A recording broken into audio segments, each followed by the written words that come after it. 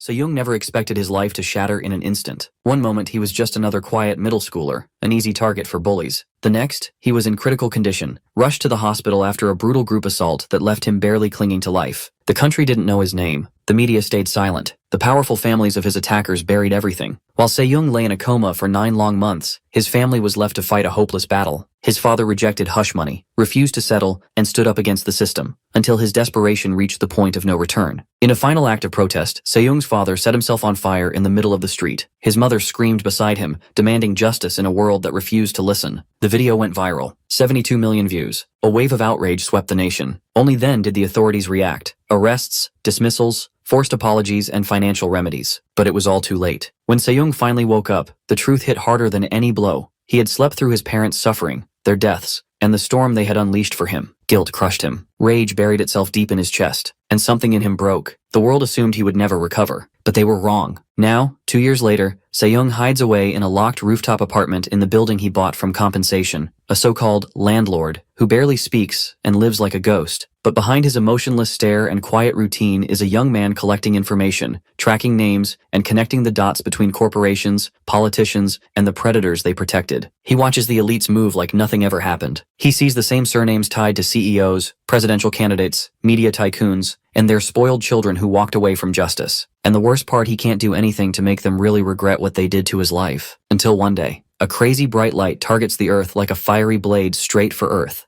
With the speed of light, it hits the roof of Se-young's building, making the dude jump out of bed in fear. Freaking out big time, he has no idea what's going on, but he knew something big had just crashed. He thinks maybe it is a thief. Just as he is about to check out, he feels an eerie sense of shadows clinging onto him, and his heart starts pounding like drums. His hand got all sweaty and twitchy, but he decided to check it out. Then he slams the door open and this blinding light hits him. When he can finally take a glimpse of what he is dealing with, his eyes pop out in surprise. There is this huge flaming sword stuck on his roof's terrace. On a bright day, something totally unexpected happens, which is definitely not on Se-young's to-do list for today. He looks pretty out of it after all. It's not every day a giant sword crashes into someone's rooftop. His mind races, flooded with thoughts about who could have had the power to pull this off and why. By the looks of it, Se-young's sweating bullets like crazy, trying to snap out of this feeling. He makes up his mind to check it out even further. This sword's appearance is quite familiar to something that's used in online games. Scratching his head, Se-young realizes that it's a two-handed sword, a Zweihander, massive enough to be his height when rooted in the ground. After a few seconds, Se-young thinks of giving and not letting such a thing screw up his head. He decides not to let the bizarre situation confuse him even further. Then, he considers turning off his curiosity and ignoring the whole thing. Regardless of how or why the sword ended up there, he goes back inside, acting like he doesn't care. Back inside the apartment, this deadbeat zombie walks inside, wondering if the legend of Excalibur picked his roof for his next place for rebirth. Just then, he collapses back on his bed, finally deciding not to give a damn what goes on any further. Soon enough, Se-young falls into a deep slumber, leaving the biggest sword to its fate. Out of nowhere, this massive sword starts jittering like it has a mind of its own. Unbeknownst to what's going on, this dead sleeper has no care in the world. Suddenly, all the ruckus outside ends up waking Se-young up. His eyes are practically out of it, and he is freaking out to be trapped inside his nightmare. What's strange is he spots a bunch of hi-fi warriors tapping their spears aggressively on the ground. Not to mention, Se-young is standing right in the middle of the soldiers' march, probably crapping his pants. On a side turn, his face loses all color when spotting the army of monsters heading his way. At the front line, there stands a hero with a red cape, wielding the Zweihander. The same sword that penetrated Se-young's rooftop is in the hands of this red cape guy. While he is trying to piece it all together, a surge of tremendous amount of energy knocks his socks off. That radiated out of the hero's body, which sent Se-young flying out of the way. He can't make sense of what's going on, and why he is here all of a sudden. That gush of wind almost peeled off Se-young's skin. Getting a hold of himself, Se-young catches his breath and lifts his head to spot a horrific scene. His mind is practically blown to spot a mountain pile of trash full of monstrous remains standing before him, with Zweihander rooted on top of it. Such an intense phenomenon jolts his body out of its dream state, and bolts upright in confusion. Taking a few minutes to process it all, he can't believe he had such a freaky nightmare. All of a sudden, there's a weird sound coming from outside that throws him off. He rises back up in confusion, wondering if it's not a dream but something real. Determined to check it out, Se-young braces himself to walk to his door and creaks it open only to have his jaw drop. Sweating bullets like crazy, his eyes close to popping out of his socket. Again, that massive sword ignites in the sparks of flames, and he refuses to believe this is reality. Now Se-young's whole terrace is lit on fire. The man can't even handle such sparks of flames heating up his roof, as if it's his personal ocean of flames. Thus he, feeling clueless, dashes inside at full speed. Without further ado, Se-young wastes no more time and rushes straight to the bathroom. There, he fills up a bucket full of water in a hurry to tackle the flames outside. However, Curlyhead got a screw loose that his scrawny body wouldn't be able to lift such a heavy tub of water. His whole body shakes as he pushes himself to the limit, trying to lift the bucket in a stronger form, but he still can't do it. Water splashes everywhere, but he doesn't give up. Spilling some already, he takes another shot and lifts it. Going all out, he lifts the water tub and bolts outside even quicker. In the blink of an eye, he is out there, dumping a bucket of water on that massive sword. But nothing happens. Not even a smudge of fire is taken down. He is majorly tickled.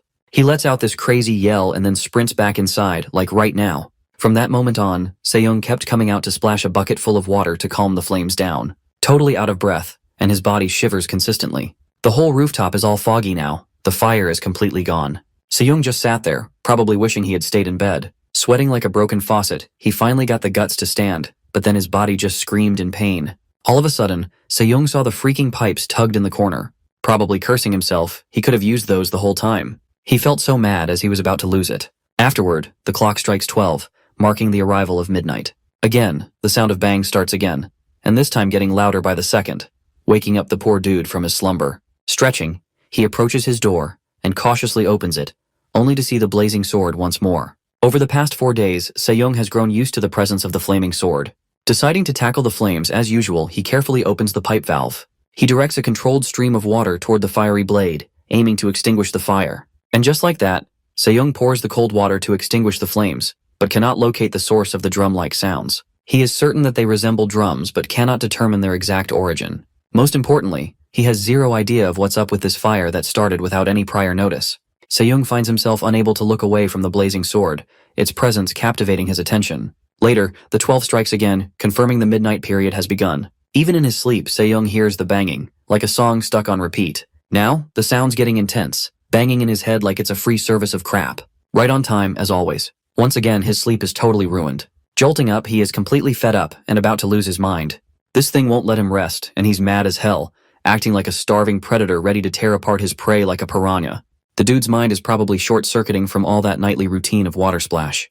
And then, it was midnight once again. His room is flooded with bags of trash, and the clock ticks in silence, as Se-young stares at this sword. He is pretty clueless as to what he needs to do with this. With a completely blank face, he waits for midnight to strike, just to witness the grand show of what goes on at this hour. Sitting near the sword, he watches as the clock strikes 12. Right on time, the sword starts to tremble in a strange way. Se-young is fully aware that the real action is about to begin, as he is completely locked in. Just as the flames are about to burst from the cracked edge of the ground where the sword is trapped. A second later, flames burst up again, but he quickly pours water on them. Finally time to get even again. Back inside, Se-young crazily types on his keyboard like a madman, in search of something big. After digging deep, he finally finds it, and he is taken aback by this surprise. Without any further delay, he steps outside to face the massive sword, grabbing the giant red ribbon tied above it.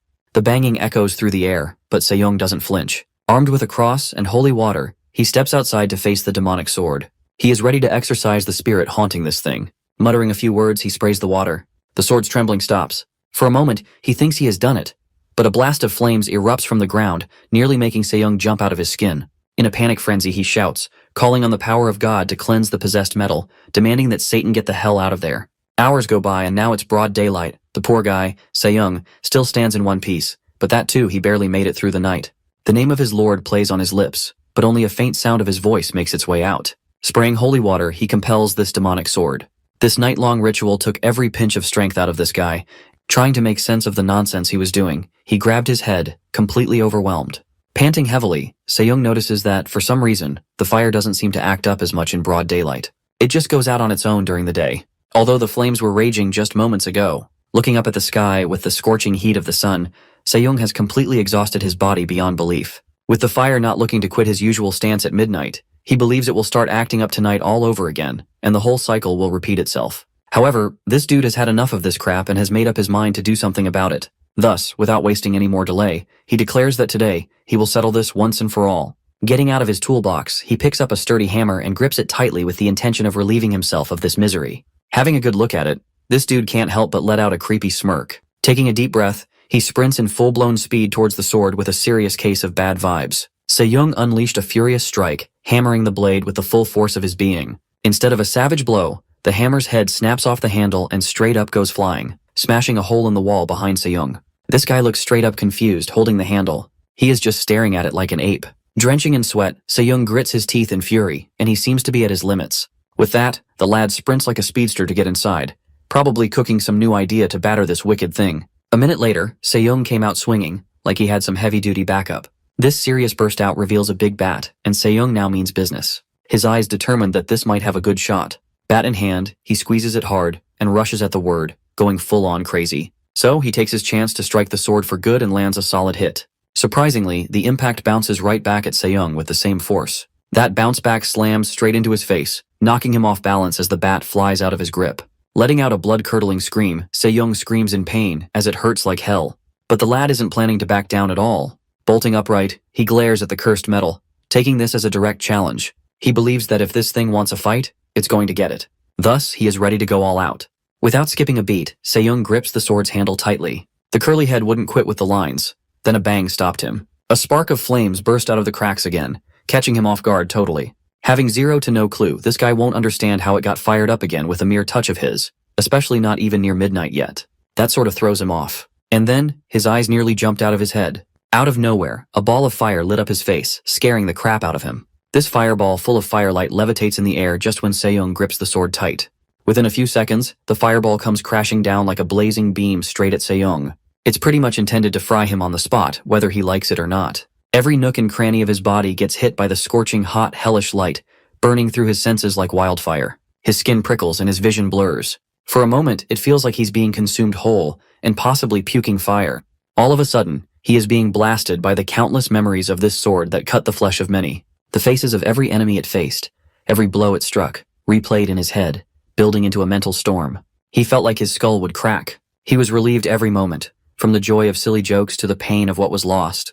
Right then, the flames suddenly turn to smoke, and Se-young finally manages to yank the sword out. Then, he collapses to the ground, completely wiped out. Se-young faces his nasty ordeal, which earns him a huge sword after having a beam blast through every darn cell of his body. It's early in the morning, and the neighbors are up, gossiping about the crazy fuss at the rooftop that wouldn't just end already. One of them raises a question to others, if they had any idea of what's the deal with rooftop apartments. The last few nights have been quite bothersome with all the noisy screams. Not to mention the neighbors have had it up here and can't tolerate enough of the third floor's buzz. A woman nags about the non-stop banging sounds, day and night enough to drive anyone insane. But one of the ladies' husbands seems oddly hooked on it, especially since no one has ever seen the landlord in person. During the span of 2 years, the fifth-floor people never had the chance of a face-off with their landlord. Not only that, they certainly have no clue what sort of entity resides above them, a man or a woman, or their right age. This fifth-floor lady has already called the manager this morning for a quick update on this madness. Turns out, this freestyling gossip queen let him know every little detail of the rooftop hitting quite the bangers already.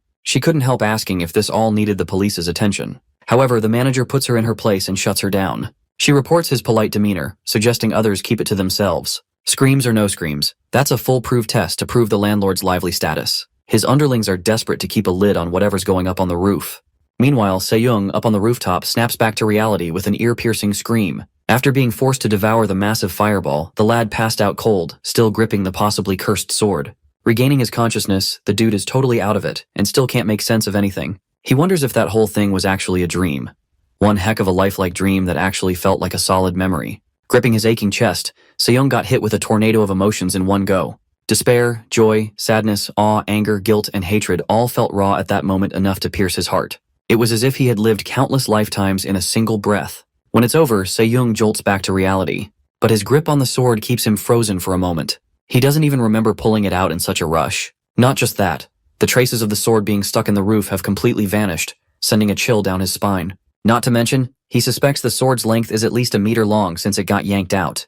Taking a good look at it, he half expects the massive blade to have already torn through the floors. Barely having the strength to lift this gigantic metal blade, Se-young isn't the quitter. So he manages to somehow lift it up for a few seconds, until he loses his balance. But this time the sword ended up falling right on top of him, making his soul almost jump out of his skin. Moments later, he straight up pushes the sword and puts it aside like a good lad.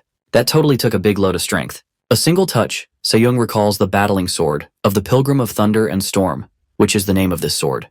Although he knows it's something derivative, and not a true name at all. He still hasn't cracked the code, considering he hasn't done much lately. With no clue about what's happening to him, he knows one thing for certain: his courage and determination never get shaken. No matter the adversity, his will to break free burns stronger than ever before. Without further ado, Se-young gets a hold of it, and finally channels all the memories regarding the countless battles. Just then, Se-young's fingers certainly gain control of the sword. After taking a harsh swing, he again lifts it off the ground like a madman. Just as he tries to take another swing, the sheer weight of the sword sends a jolt of electricity through his entire body. Something inside of him surely snaps. Slamming to the ground head first, he lets out a scream of pure agony before passing out cold. Later, when he finally wakes up, he finds the crazy woman he has to call back with no other choice left. At some lunch meetups, Missy is laughing and having a great time until her phone buzzes. The moment she sees the caller, her smile fades. She knows that she has to take this one for sure. Excusing herself in the coffee, Se-young's cry for help got every cell on high alert. Rising with a quick apology,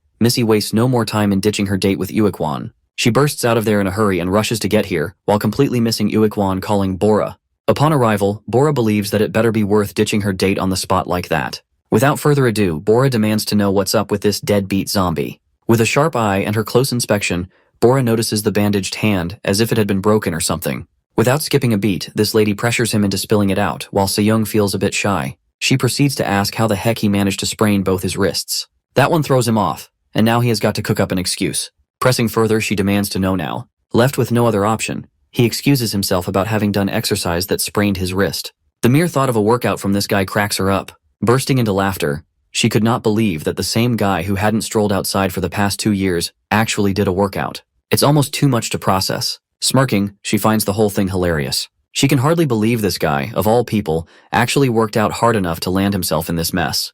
Her guess is either working out on the elliptical for 2 hours straight, or lifting weights about 100 times. Because there is no way such an impact can be made. Her smug refuses to fade as she stares into his eyes, creepily. A sudden buzz of a message catches her off guard. Turns out, Se-young's phone is ringing, and this boy surely has no stamina left to pick up his phone.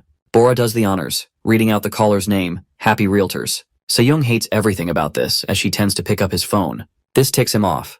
The dude smells trouble from here on out, while Bora confirms it's Tak Se-young's phone. Upon asking, she tells the caller that she is a nurse from Haewon University Hospital. She goes by the name Kim Bora, in charge of Se-young's regular checkups. This whole investigation of Happy Realtor kind of seems to piss her off. However, something about screams makes her turn quickly, with a look that says she heard something seriously messed up. Now, the caller desires to know if everything is alright with Se-young. At first, Se-young flinches but shakes his head, hoping Bora doesn't rat him out. She assures the caller that he is in perfect shape, physically and mentally. Regarding the calls, Bora pointed out the kid is not great at answering. There, right then, she launches into a rant about her own problems. Especially how Se-young made it a rule to at least send a text if it was business-related. Afterward, Bora straight up tells this kiddo to try acting like he is in good shape, or else the realtors would suspect something's off. Se-young was having trouble lifting himself into a sitting position, but barely manages to battle his pain through it, and gets up to take his attendance at the realtor's call. After his roll call, Bora takes it up from here, clearing things out with the realtor. After she is done, she wonders what's wrong with this guy. She casually brought up that the neighbors are upset by his screaming, which has been keeping them up for the last couple of nights. But Se-young is in no mood to share his troubles. However, he is certain this chick wouldn't back off. Without further ado, he admits to feeling a lot more frustrated, like his heart is out to explode like confetti. Bora itches to discipline this weirdo but gives up. She proceeds to feed him after putting on her nurse gear. To further his odds, Se-young claims to be in good shape but intends to take some rest now. Before Bora heads out, she goes full-blown crazy over leaving instructions on how to take care of his sprain, followed by the warm compresses. Afterward, Bora schedules their meetups on Tuesday and Thursday for the next 2 weeks. Before Se-young objects, she marches out of there. He gritted his teeth, looking absolutely pissed. Again, the banging sounds push him to check out the battling sword under his bed, so he yanks it out. Despite the constant pain, this otherworldly voice declares that learning requires failure. Even though he was 100% alone, the voice wouldn't stop, forcing him to learn through pain, no matter his age. This was a hardcore crash course to becoming strong. The voice said to grab the sword, run until you fall, swing until you break, and that's about it. After dropping a fast-tracking course to get stronger, this unfamiliar voice advises him to grip the sword right, start running, and then swing it to the brink of exhaustion. The dude isn't familiar with the terminology. While the sword rests on the bed, Se-young slides down to the ground, completely drained of energy. Hitting his limit, he starts questioning why he's even pushing himself this hard. He wonders what's the point of getting stronger if it just leaves him like this. Soon, Se-young taps on his keyboard like there is no tomorrow. Driven by a thirst for knowledge, he did extensive research on the Zweihander, wanting to learn everything about it. Among all, he chooses a Korean guy's 4-month practice video for two-handed sword training. Time to go all in. Se-young's focus shoots through the roof, thanks to the unusual circumstances that lead to this. His eyes locked onto the blade, barely blinking. His focus is unwavering. He is learning to slash his enemies with minimal movement. Bearing witness to this, Se-young can't help but wonder if it's possible by his own hands. At that moment, he squeezes the heck out of his leg. That's no cakewalk when his whole body feels like a brick, unwilling to move. But his mind wouldn't unhear the creepy voice's commands. His mind cooked a million thoughts to this ordeal, trying to make sense of it all. Soon after, Bora drops by to take a look at Se-young's injuries, which are surprisingly healed way before a set time of 3 weeks. Cutting to chase, Bora suspects Se-young of using illicit drugs, but Se-young's not up for a chit-chat. Without wasting any more time, she advised him to take a rest and cut shady things off his to-do list, or else she will get in trouble. Waving her off, his casual gesture of getting out infuriates Bora, who slams the door shut. Getting all the room for himself, he confirms this wrist injury will take exactly 3 months according to the nurse. A harsh whisper echoes through the room that a ready sword left untouched is a mark of a fool. Se-young figures out the voices are leaking out of his memories. Outside, he tightened his grip on the sword and gave it a full swing with all his might. Sadly, the weights of this massive two-handed Zweihander aren't easy to just lift, especially for a kiddo like Se-young. At first, he decides to work hard on building his stamina and strength. Recalling the instructions, there is a need to run outside to master swordsmanship at the basic level. Come to think of it, the thought of stepping outside sort of flinches him. He hadn't left his upper floors or interacted with anyone nearby for the past 2 years. Even now, he feels chickened out, saving the stamina thing for later. A second later, a memory flashes when a guy his age could wield this very sword. He would run for nearly an hour at just 12 years old, eat, and then go right back to running again. Shaking from the burden, Se-young straps the giant sword to his back, deciding to do push-ups. Considering his unusual no-workout lifestyle for a long time, and the sheer weight of the sword, he figures he can probably take on 10 with the sword tied to his back. But then, dripping sweat like crazy on his first trial, the guy feels like he is staring death in the face. Settling just for 1 push-up, he lowers himself only for the sword's weight to crush his face straight into the ground. The whole thing is driving him crazy. Feeling defeated, he gives up for now. Then, he grabs a couple of cup noodles to recover his strength. But once the sun sets and fewer people are around, Se-young heads out. With his sword still strapped to his back, he is ready to start running again. With a long sigh, Se-young, strapping the battling sword, Zweihander, to his back, is ready to march outside. Determined to pull it off, he wishes to make a good run. Reaching the stairwell, this dude chickens out badly, deciding to only run up and down the stairs instead to avoid interaction with anyone downstairs.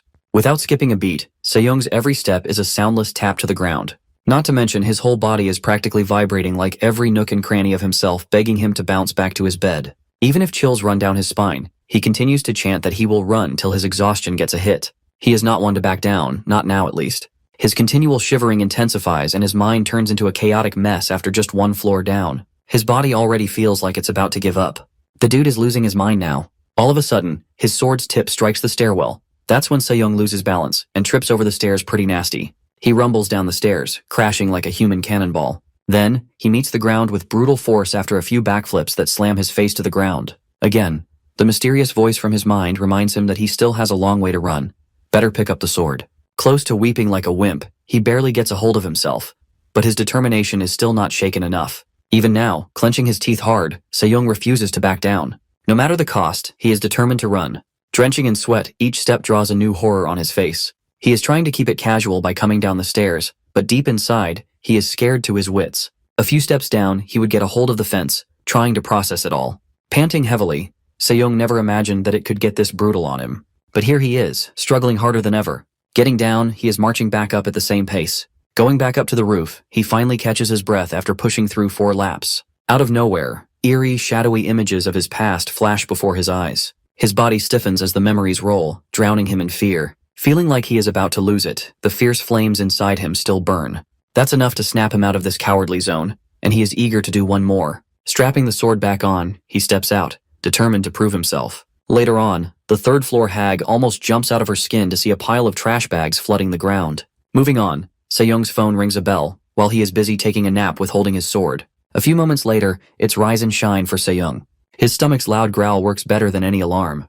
Heading to the kitchen, he cooks up a delicious yet proper meal. But no matter how much he eats, he is always hungry these days. Squeezing the gripper, he dunks the dirty utensils to the sink, eats up his fill, and dashes out to the roof. There, he decides to do pushes and reaches 100 without getting his head crushed this time. Afterward, he kicks back on the lawn, arms stretched out like he just won a battle. Then, a clue drops, and the mysterious voice casually reveals that short breaks level up the strength even faster. He needs to find his peace in all this madness. Later on, Se-young dashes down in full-blown speed trying to up his game of running. He is totally going nuts over the stairwell lapses. Not to mention, his footsteps have grown much more aggressive. Clearing 8 lapses, this guy thinks of what's next. Without further ado, he grips Zweihander tightly in his grasp. The voice drops a piece of advice that 100 swings are basically an easy start. But the thing is to go slow enough to make anyone yawn. New rules have been laid out, which include no tip wavering. A mysterious voice echoes, demanding to know Se-young's objective. Without hesitation, he declares desiring vengeance. The house is completely burned from the inside out, but the mystery voice isn't done yet. It keeps pressing, demanding to know why Se-young would go this far. Staring at his PC screen, Se-young bears witness to the horrifying footage. The entire town is nothing but ashes and flames, bodies scattered across the ground. The sheer pain in their eyes is unbearable, and Se-young watches a helpless load of people being burned alive. Their screams are trapped in the past. His jaw tightens and he bites his lips, trying to keep them together. But the weight of it all crushes him. Then, on screen, a man collapses, embracing his beloved in his arms, mourning in despair. That's it. Se-young's walls break, feeling totally relatable. Tears spill down his face as the mystery voice asks again, what is his objective? Drowning in the storm of emotions, he finally knows the answer, which is revenge. A sudden revelation snaps his eyes open. Everything is much clearer now, even as tears keep streaming down his face. Sitting up, he wipes them away, shaking off the sadness. His heart still aches, but his mind is sharper than ever, and dead set on what he plans on doing next. He finally knows his path, and this time there is no turning back. In the meantime, Bora is up to no good, sneaking around the rooftop, probably pulling off an old-fashioned detective move. Checking her phone, she scrolls through her messages. One in particular reminds her that she is supposed to swing by Se-young's place in an hour. Giggling mischievously, she smirks, thinking Se-young has no clue she is already at his doorstep. Just as she is imagining the look on his face, Se-young slams the door open. And just like that, this skank is caught red-handed. Standing there, Se-young looks half dead, staring at her blankly, asking her to act her age and quit snooping around like a weirdo. The girl is totally busted, stomping her foot in frustration as she pouts. He just lets out a long sigh when walking back inside. Writing 175/100 for blood pressure, Bora starts her examination and tends to check out how his arms are doing now. He responds to it, revealing it's a little sore. But Bora has had enough of this and is at her limits. She addresses the fact that Se-young must face the harsh reality of how they have been lying to others. However, times are entirely different now. After a momentary silence, Bora proceeds with her questions, asking how his hands, feet, and back are doing. But Se-young's answer remains the same, a little sore. The same old deadpan response hits a nerve, and Bora instantly growls. On the verge of roasting this deadbeat zombie, she retracts back, keeping her cool. Without further ado, she declares that Se-young had just run out of luck. The lad is pretty much clueless, but Bora's smugness stays. Coming clean, she blurts out that the doctor has already signed the note, announcing a full recovery of Se-young. That totally catches him off guard. Thus, he questions if Bora's roaming days, goofing around here, are over. There's that. Bora decides that Se-young's hardcore introvert phase is officially over. If he keeps this up, he might actually go back to school and enter 8th grade as a 17-year-old stuck with a bunch of kids. In no time, Se-young gets right up in Bora's face, practically fuming. His rage dials up to the max that he isn't going to school. He growls, making it crystal clear. Meanwhile, Bora is totally thrown off, and she stares at him, stammering like a malfunctioning doll. Just then, her jaw nearly hits the floor, and wondering why this guy is so tall. She jumps out of her seat, eyes practically scanning him. She can't believe Se-young is this tiny, scrawny kid who wasn't even 160 centimeters before and is now way past 168 centimeters her height. Yet here he is, standing way taller than her. Bora shakily orders him to stand there for a moment and does a thorough checkup, only to find Se-young's been working out. Though Bora gets the kids to grow fast, she can't fight the urge to grab Se-young's pecs, calling him a legit beefcake. Later, during the training, Se-young hears the mystery voice declaring that a set mind to achieve strength must chase unparalleled power. Knowing only fools separates the strong from the weak, fighting over rank and status, when there exists only one, no two skies or suns. It stands as a singularity alone in its power. Moreover, there is the vow of indomitability, the blessing of the sword, and the essence of conviction. To achieve these, he must run to exhaustion, breaking his limits and swinging the battling sword 10,000 times without rest. Only then will true power be his. The word burns into Se-young's mind. Compared to the guy in his memories, he is just scratching the surface. Thus he needs to train much harder. A year later, a major announcement shook the nation. Jang Sung-chul, elected as the 21st president, refuses to make empty promises or excuses and hopes to prove that love for the nation outweighs self-interest.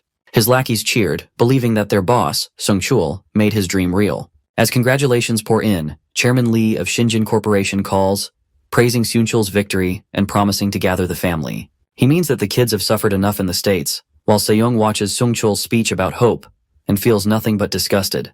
As much as Sung-chul hates to admit it, he knows the innocent kids have already been through too much. And now Sung-chul, a big shot guy, is out here, saying he hasn't seen his little Soo-jung in forever. Scheduling to catch up later, Jang Sung-chul is thrilled to know Soo-jung will be making his return soon. Given the extent of her past suffering, he guarantees to see his little girl, who must be grown by now. His secretary takes his suffering into account as well, but Sung-chul is glad to witness this ordeal and finally see the end. Like sunshine after a storm, Sung-chul admits that it's all thanks to the sacrifice of children that their parents have achieved greatness, and nothing short. Then, he gives off the creepiest smiles ever, like a truly disturbing sight to behold. At the Incheon International Airport, there's a whole crazy, hot-headed squad of huge bodyguards, and it's pretty clear that they aren't just for show. Right behind them is a pack of evil about to make a serious comeback from the States. This includes the green-haired carefree menace, Yoo-jin, the chill but deadly white-haired dude, Jun-hyuk, and muscle tank Soo-ho. Meanwhile, Hee-woon, Da-hoon, and Chang-soo were already waiting for this crazy bunch, arms crossed,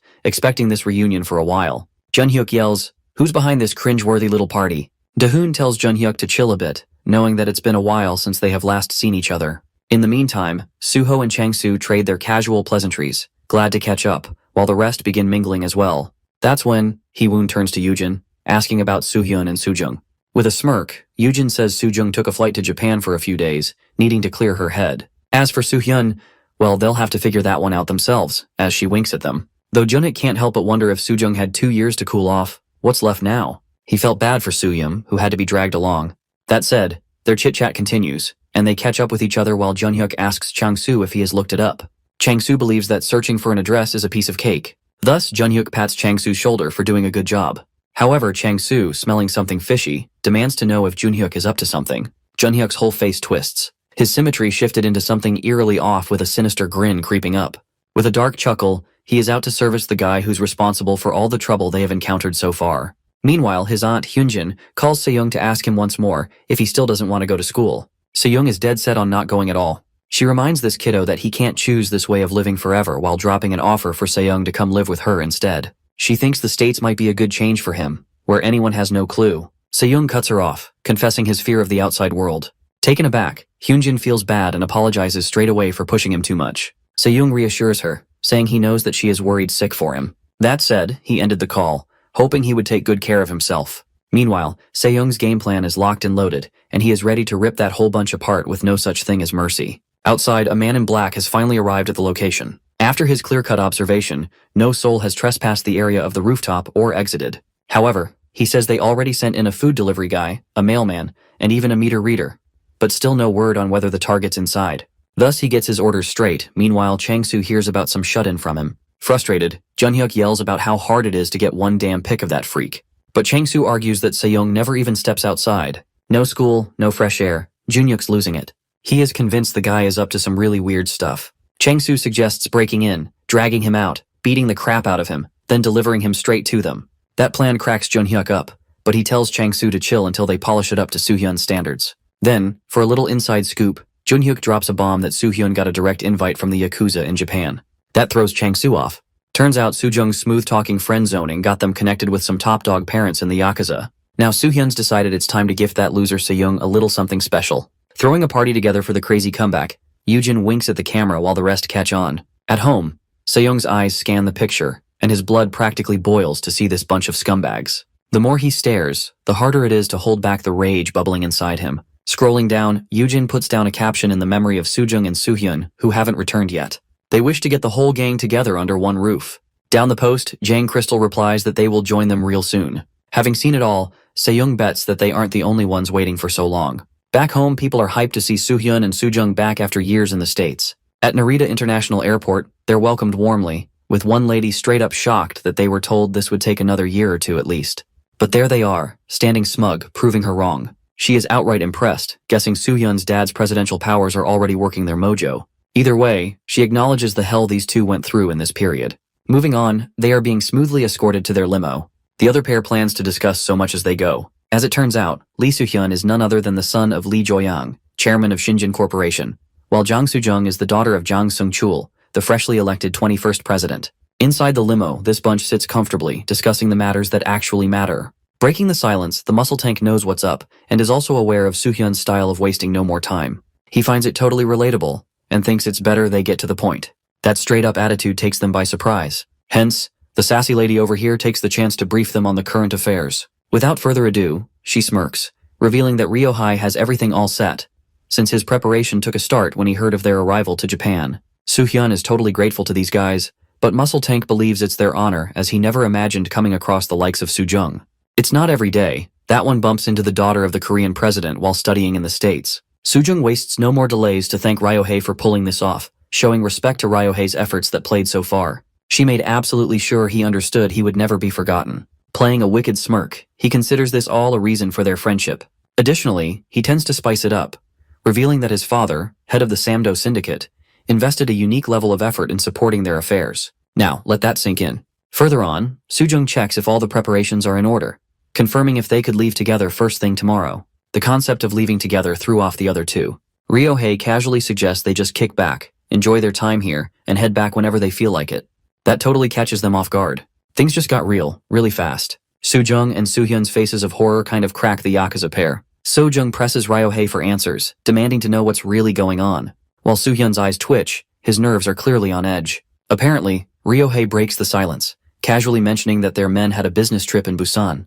Having an early morning chit-chat, Ryohei assigns Soo-jung to give them a call just as they arrive in Korea to arrange a meeting. He casually explains that their people knew they would be handling the final steps himself, so they better put the finishing touches by themselves. Soo-hyun stays chilled, unfazed as ever, while Soo-jung bursts out laughing, realizing that Ryohei's little prank just had them nearly jumping out of their seats. All of a sudden, Soo-hyun receives a little text that ticks him off as his rage fuels. Soo-jung catches wind of this, asking what's with him. Soo-hyun hands it over, letting her see for herself.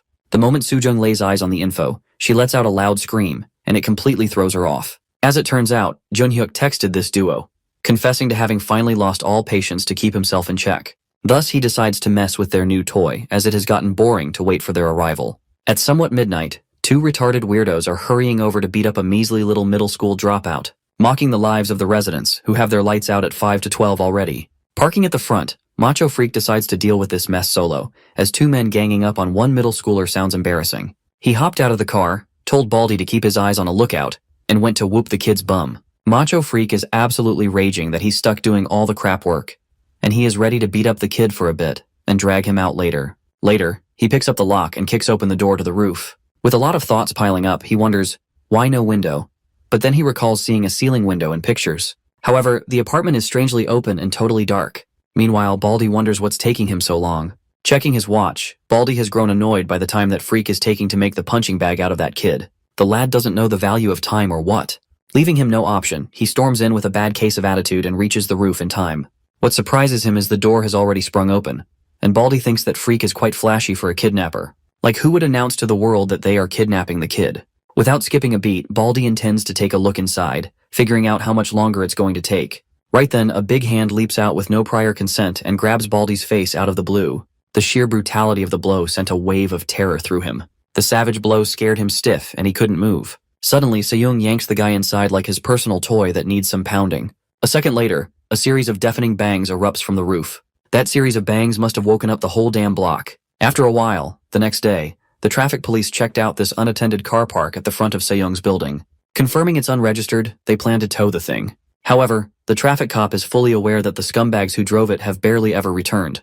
And when they do, they'll just deny ever owning it in the first place. Not to mention, he bets they desperately need luck on their side to somehow contact the driver. No doubt, even the traffic cops figure this whole building demands ultimate attention for some reason. Taken aback, the junior cop was left speechless, clearly stunned by the situation. Turns out the traffic squad has been assigned to keep a lookout as well, but occasionally. Moments later, Chang-soo receives an urgent text that somebody needs to talk pretty fast about the guy working for Jun-hyuk. After a while, Chang-soo catches up with Jun-hyuk at his place. Apparently, they are legit growing concerned as to what went wrong with his henchman, as it's 11 o'clock already. Chang-soo scrolls through but hasn't received any updates either. Flipping his lead, Jun-hyuk yells at Chang-soo for not doing the call himself. That just ticks off Chang-soo under this immense pressure. Right about now, the phone rings intensely, and Chang-soo's uncle picks it up. So thrilled to hear out his nephew, he wonders if his minions did a good job. That's Choi Jong-chan, the head of Mira Credit Bureau. As it comes to pass, Chang-soo confesses not hearing back from those days, which throws him off. Turning over, Jong-chan's mind begins questioning what those lowlifes are up to. Blowing his top, Chang-soo demands to know if his uncle sent out a bunch of amateurs for this job. These words get on Jong-chan's nerves, knowing the jerk has no sense of respect. Even so, he swears to dig deep into it. But Chang-soo isn't fond of the first-hand humiliation, and taunts Uncle Jong-chan that Uncle Chang-hyun from Aegis would have sent a better pair. That does the trick of boiling his head. Jong-chan only treats Chang-soo well, because he's the boss's kid. But there's not much at the receiving end here. Gritting his teeth, the old man is fired up furious, wanting to know the location of those scums. Somewhere in Seyoung's apartment, Jong-chan's minions are beaten to a pulp, their phones buzzing non-stop. Their faces are badly pounded to the ground like they were former punching bags for the freak living here. Just then, Seyoung erupts from the shadows like the Dark Dweller. At Incheon International Airport, Soo-jung and Soo-hyun finally arrived back in Korea. As they are about to rush out of here, when Nam Ho-jung, a member of the Secret Service, is at Soo-jung's service. Out of nowhere, Soo-hyun practically jumps in shock to see Mr. Yang in flesh and bones. Mr. Yang casually mentions his father's orders to escort him back to him. Meanwhile, Ho-jung yanks away Soo-jung rather quickly. Meanwhile, Jong-chan calls the underlings leader, yelling at this snob to wreck the task he assigned him yesterday. He wants those two idiots dragged here to face their punishment. No excuses. Yeom Dong-suk, the leader of Team Z at Mira Credit Bureau, did a thorough check, and nobody has heard from them. Tracking their whereabouts, Dong-suk reaches the Seyoung's building. He notices a parking violation on their unregistered car, baffled by their stupidity. To top it off, the car got towed this morning, making him wonder where the hell they would go. Like a crazy cannonball, Jong-chan storms into the office of Yeom Dong-suk, demanding an explanation for the mishandled operation. A chainsmoker weirdo notices a fierce cannonball bursting in, but he takes a second to process it's their boss blowing a tantrum. His eyes widen in fear, his jaw practically hits the floor. Trying to keep his cool, he spills the beans that their leader called everyone to gather up at Seyoung Apartments. That news hits him like a ton of bricks. After a while, Dong-suk calls back his boss to notify what's happening. Jong-chan blows up like a cannon, his blood practically lava, demanding to know what the hell Dong-suk is up to. Dong-suk comes clean by having a big problem. Upon asking, he mentions their two men have gone missing with no clues or hints left behind. This sudden news sort of cools down Jong-chan, taking his attention elsewhere. He wonders what's the fuss over here. Dong-suk explains that there is something oddly wrong about Seyoung's apartment, and admits he has already gathered his crew to dig deeper. After a brief pause, Jong-chan gives the green light for the operation. With that, they are all set to move in. Taking a step closer, Dong-suk takes attendance of his every henchman, checking if they are in position. With a quiet agreement, they head in. Within a second, they all gathered up at the front of Seyoung Apartments, hurrying inside to finally deal with the anomaly. The entire stairwell is packed with men in black, while their leader, dressed in white, casually smokes like he's the coolest guy in the room. After the right puff of smoke, he signals his lackey to get him. Without further ado, the lackey bursts open the door and rushes at full speed. Watching all his henchmen clear out the stairwell and head in the roof apartment to take back what's theirs, Dong-suk probably believes that this many would take care of what's inside. Thus, he enjoys the puff of smoke in the clearing. When things have gotten noisy, he gradually walks up there to see it for himself. There are these consistent bangs followed by every step he takes towards the roof apartment. Suddenly, an eerie silence takes over the rooftop, like the calm before a storm. Despite everything, Dong-suk concludes that this was all just an overreaction, until his lackey crashes into the corner all so suddenly. That one blow got his skull crushed pretty badly. Bearing witness to such a horrific slam, Dong-suk's eyes practically bulge out of his socket. Trembling in fear, the dude tries swallowing his fear down, but that doesn't work for him. He can't make sense of what the heck is going on. Out of nowhere, some dude stomps on the ground, facing Dong-suk, who is pretty much shivering out of fear. As it turns out, even the door has gotten short for Seyoung's size. The monster's vibe totally threw Dong-suk off, making him lose his footing like right away. His blood pressure goes off the roof as he screams, demanding to know who the hell Seyoung is. But just the sight of him fries Dong-suk's brain, making him let out a desperate cry for help.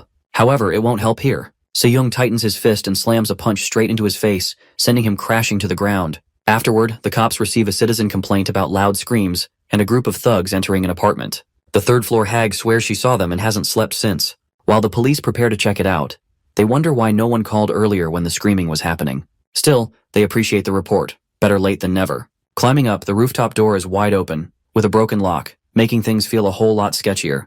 Getting straight to business, they knock, announcing their presence. But the second they step inside, their brains short-circuit, because right there on the roof is a mountain of bodies, and in front of them stands a muscular monster. Wasting no time, they pin the guns down instantly, while shaking like a leaf. There is a huge ruckus outside Seyoung's apartment building, with cops swarming the place. A squad of paramedics dashes upstairs with empty stretchers, and marches down with loaded stretchers full of broken bodies. Jong-chan, Chang-soo's uncle, in fear of being a total flop in his nephew's eyes, has got his squad butchered brutally. Sliding down the window, he is desperately looking for answers. And that's when his eyes fall on the tragedy of many. Seeing all those bodies crushed to a pulp, Jong-chan's eyes practically pop out of his head. Sweating bullets, the man hasn't seen such a bloodbath like ever. On the other hand, cops hold Seyoung down for questioning, asking for his residence registration number. But this muscle man doesn't know what's that. The cop tells him straight up that repeating himself won't help. Taking a deep breath, Se-young gathers his nerve and spills the truth in one shot. He blurts out that he is turning 18 this year.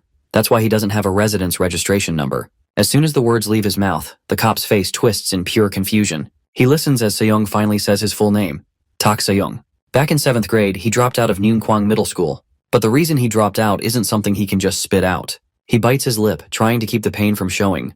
The cop grilling him is completely thrown off, while another officer quickly reports to his boss that this kid is Tak Se-young. The other cop suggests they back out. Facing the chief with this mess isn't easy, especially with an 18-year-old kid who took down a whole squad of fighters. But the real kicker is the guy they're talking about is nearly 2 meters tall and named Tak Se-young. The chief just sighs, saying that even if he had stabbed them or snapped their limbs, he's still legally a minor. Plus, the whole thing went down in his own home. The cop reporting can't believe the chief isn't holding him accountable just because he is listed as a minor. Laying out for the dimwits here, the chief states that it's a free zone for the journalists to poke around if things go south. Without hesitation, he just tells the other 2 cops to wrap this up. Amidst the bloodshed that went on here, which practically painted the walls crimson, the lead cop ends the call, looking utterly disgusted. And just like that, he makes the call to pull out. No second thoughts, no cleanup, he is just done.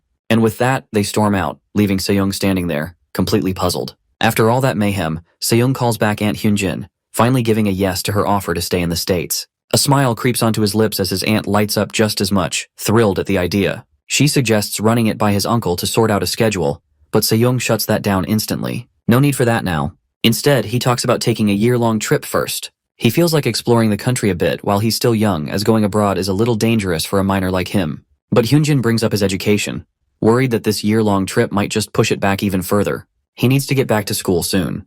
That thought alone frustrates him. Gripping his sword tightly, he can't shake the feeling that he has been shut inside for too long. He wishes to breathe. Only then he can figure out his next move. Se-young makes up his mind and tells her the house will be empty for a while, and he won't be able to stay in touch much. Despite that, Hyunjin hopes they can still keep in contact. Therefore, Se-young needs to take time off. Junhyuk calls Chang-soo in frustration, demanding to know what's taking so long. It's been 2 days, and he has heard nothing. Chang-soo explains that he tried reaching his men, but no one answered. Furious, Junhyuk sarcastically thanks him for making him endure Soo-yun's smug face again. Totally pissed, he yells that Chang-soo still can't follow orders, just like in middle school. Equally ticked off, Chang-soo tosses his phone away. Right then, Soo-ho calls, informing him that Soo-hyun wants him to bring the photos of Se-young's whereabouts.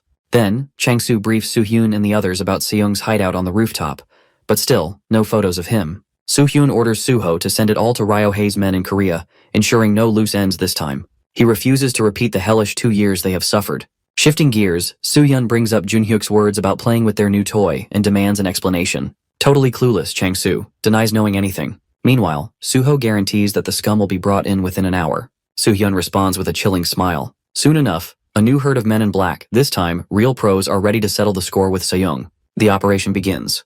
The operation to end Se-young is officially underway, led by Baldy, who is mobilizing this task, alongside his beast-like partner. With everything set, the operation commences. Without further ado, this swarm of reckless manly beasts marches to the rooftop building and bursts open the door. This power duo storms in like they're auditioning for a men's fashion show. Just then, Baldy warns Kenta never to let his guard down, even if their target isn't even 18. Especially after seeing the walls, practically painted with the thug's blood. Cracking their knuckles, they are gearing up for a showdown, and it's all set for whoever is left standing in the end. Baldy tends to take the first turn here, ready to kick things off. But Kenta pats his shoulder, signifying the eerie vibe coming off that bloody door. The first time he mutters words out is to tell Baldy that there resides a beast inside. The bald head looks stunned to see Kenta keeping a next level of caution when he hasn't even seen the target yet. He believes their target is keeping a vicious dog with a nasty habit of tearing things apart. But it's awfully quiet down here. Kenta believes whatever it is, it's something big. Well, he gotta buy the man's word, intending to take on this operation carefully. Right then, the crime partner duo, flashing their starter poses, are all ready for this showdown. But before Baldhead gets a chance to knock the door down like a cheap copy of Bruce Lee, Se-young's Hulk mode takes things to the next level. He practically shoves the door to Baldhead's face and slams it to the wall ahead. It sounds like a massive bug getting crushed. Bearing witness to this brutality, Kenta growls under his breath. His anger spikes. This whole situation seriously pisses him off. There, he locks eyes with Se-young, the muscular monstrosity, as it's a showdown of sheer strength as Kenta, the powerhouse, charges in like King Kong, throwing a full-force punch straight at Se-young's head, but Se-young doesn't even flinch. At that moment, Kenta realizes that he is dead meat because Se-young is no human. Wasting no time, Seyoung swings a brutal blow, probably giving Kenta's facial bones a crash course of destruction. That said, Kenta gets sent straight to the ground, and his face practically pancakes against the floor. Meanwhile, Baldhead gets a hold of himself, but witnessing Kenta's brutal demise and Seyoung's vicious vibes horrifies him. Meeting with Soo-hyun's gang, Soo-hyun desires to know Takashi's reason for ditching his fighters and letting them go by themselves. He describes that there isn't any need to supervise the beasts, who are the best of the best. That's Japan's Samdo Syndicate of Mizurai Division, Takashi, ensuring there is no room for concern. For now, Soo-hyun awaits the results as Takashi's phone straight up flashes.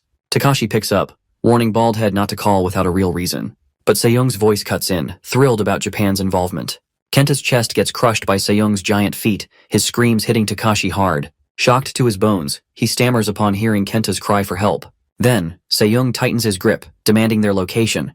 But Takashi ends the call. He grabs deadbeat Baldy, giving him 5 minutes to drive there, and the shiny-headed driver has no other choice but to do as he says. In a flash, Seyoung lifts off the van's ceiling, throwing in last-minute modifications. Afterward, the muscular monstrosity slams Kenta's deadbeat body inside, and he hops in, directing Baldhead to keep up the pace. In the meantime, Takashi hasn't broken the news to Soo-hyun's gang, as he couldn't snap out of it himself. Then, he tells the kids to pack up and leave, as the operation happened to be a big failure, so they better head to safety. Upon asking, Takashi shuts down any queries unless they get to safety.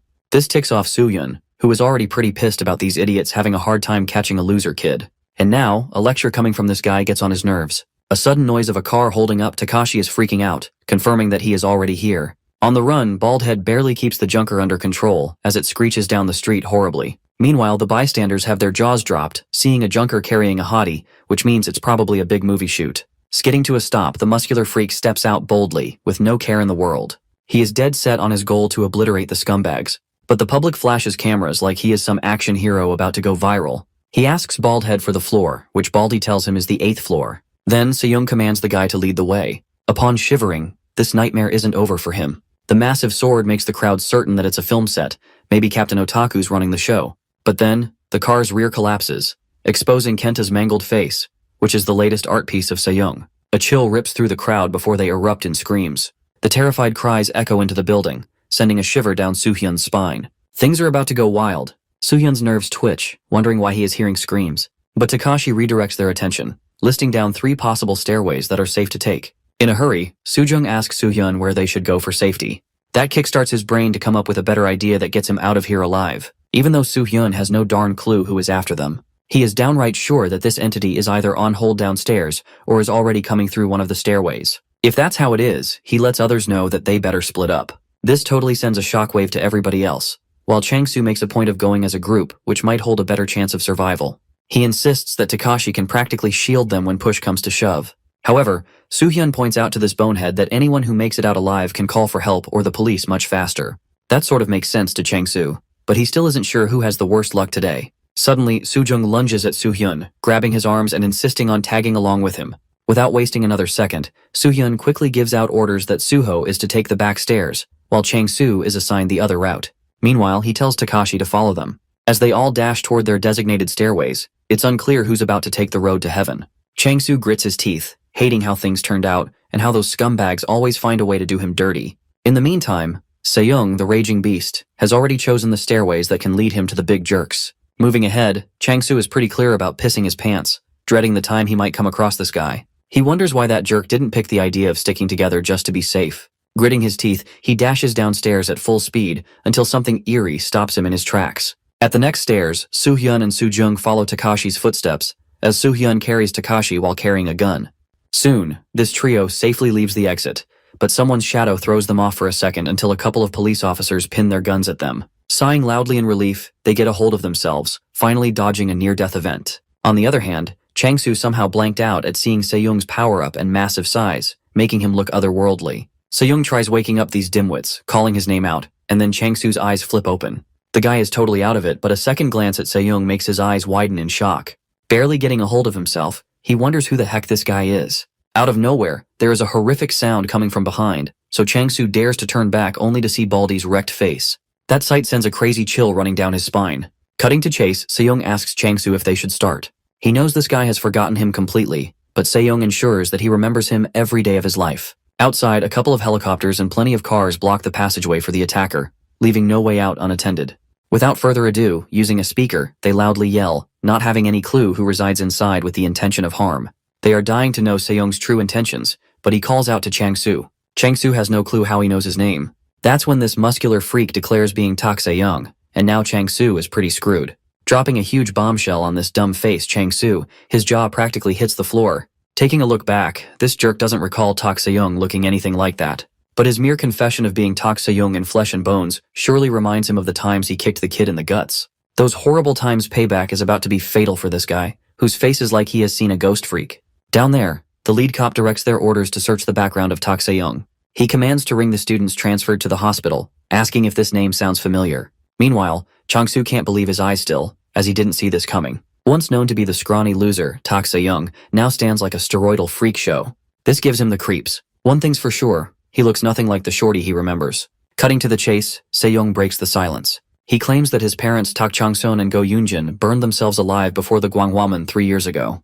The moment the words leave his mouth, the entire crowd below falls into stunned silence.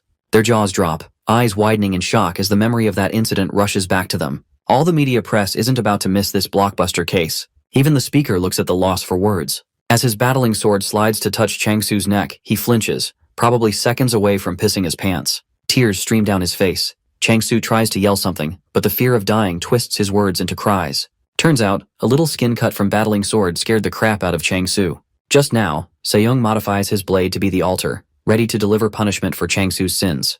This breaks his spirit enough to call for his mommy and daddy. That mere sight of his weeping disgusts Se-young. He tells this jerk that his parents burned themselves to a crisp to get much attention.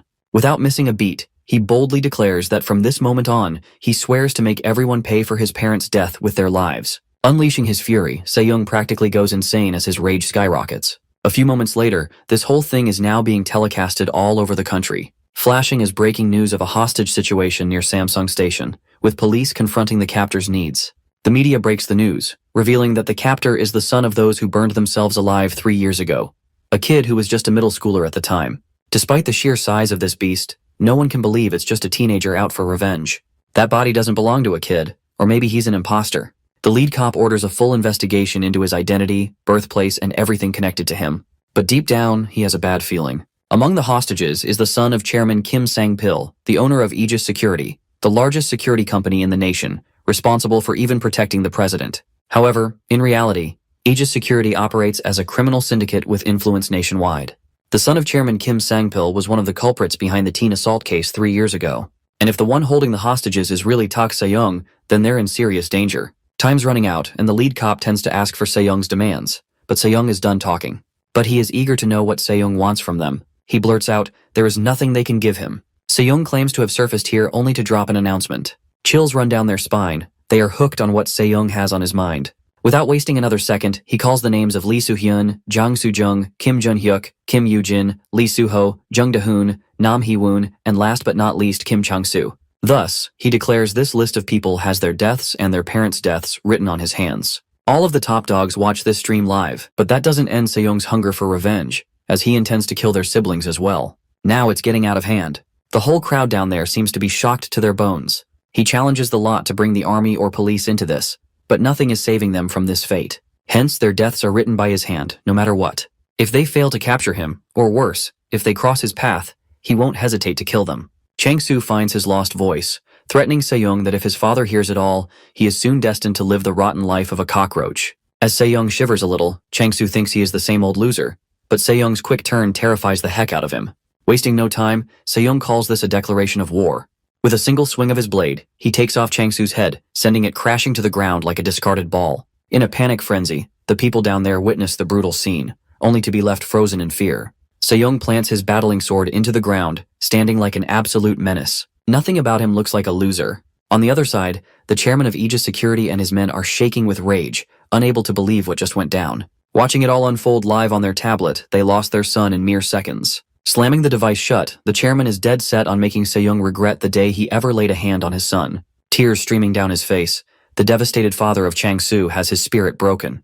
Desperate for blood, under the weight of losing his only son, unable to contain the overwhelming grief. Moving on, the 21st elected president bears witness to this horror story. His face settles into an eerie calm, and his mind spirals with heavy thoughts, but he wastes no time and dials the commissioner. Moments later, the commissioner picks up, only to realize it's none other than the top dog himself, Lee Sungbok, on the other end. Thus, the president demands to know why Lee Sungbok hasn't given straight-up orders to kill this guy. Seeing Se-young's fierce stand, even the lead cop knows that he isn't a match for this dude, or else he would turn him into his punching bag.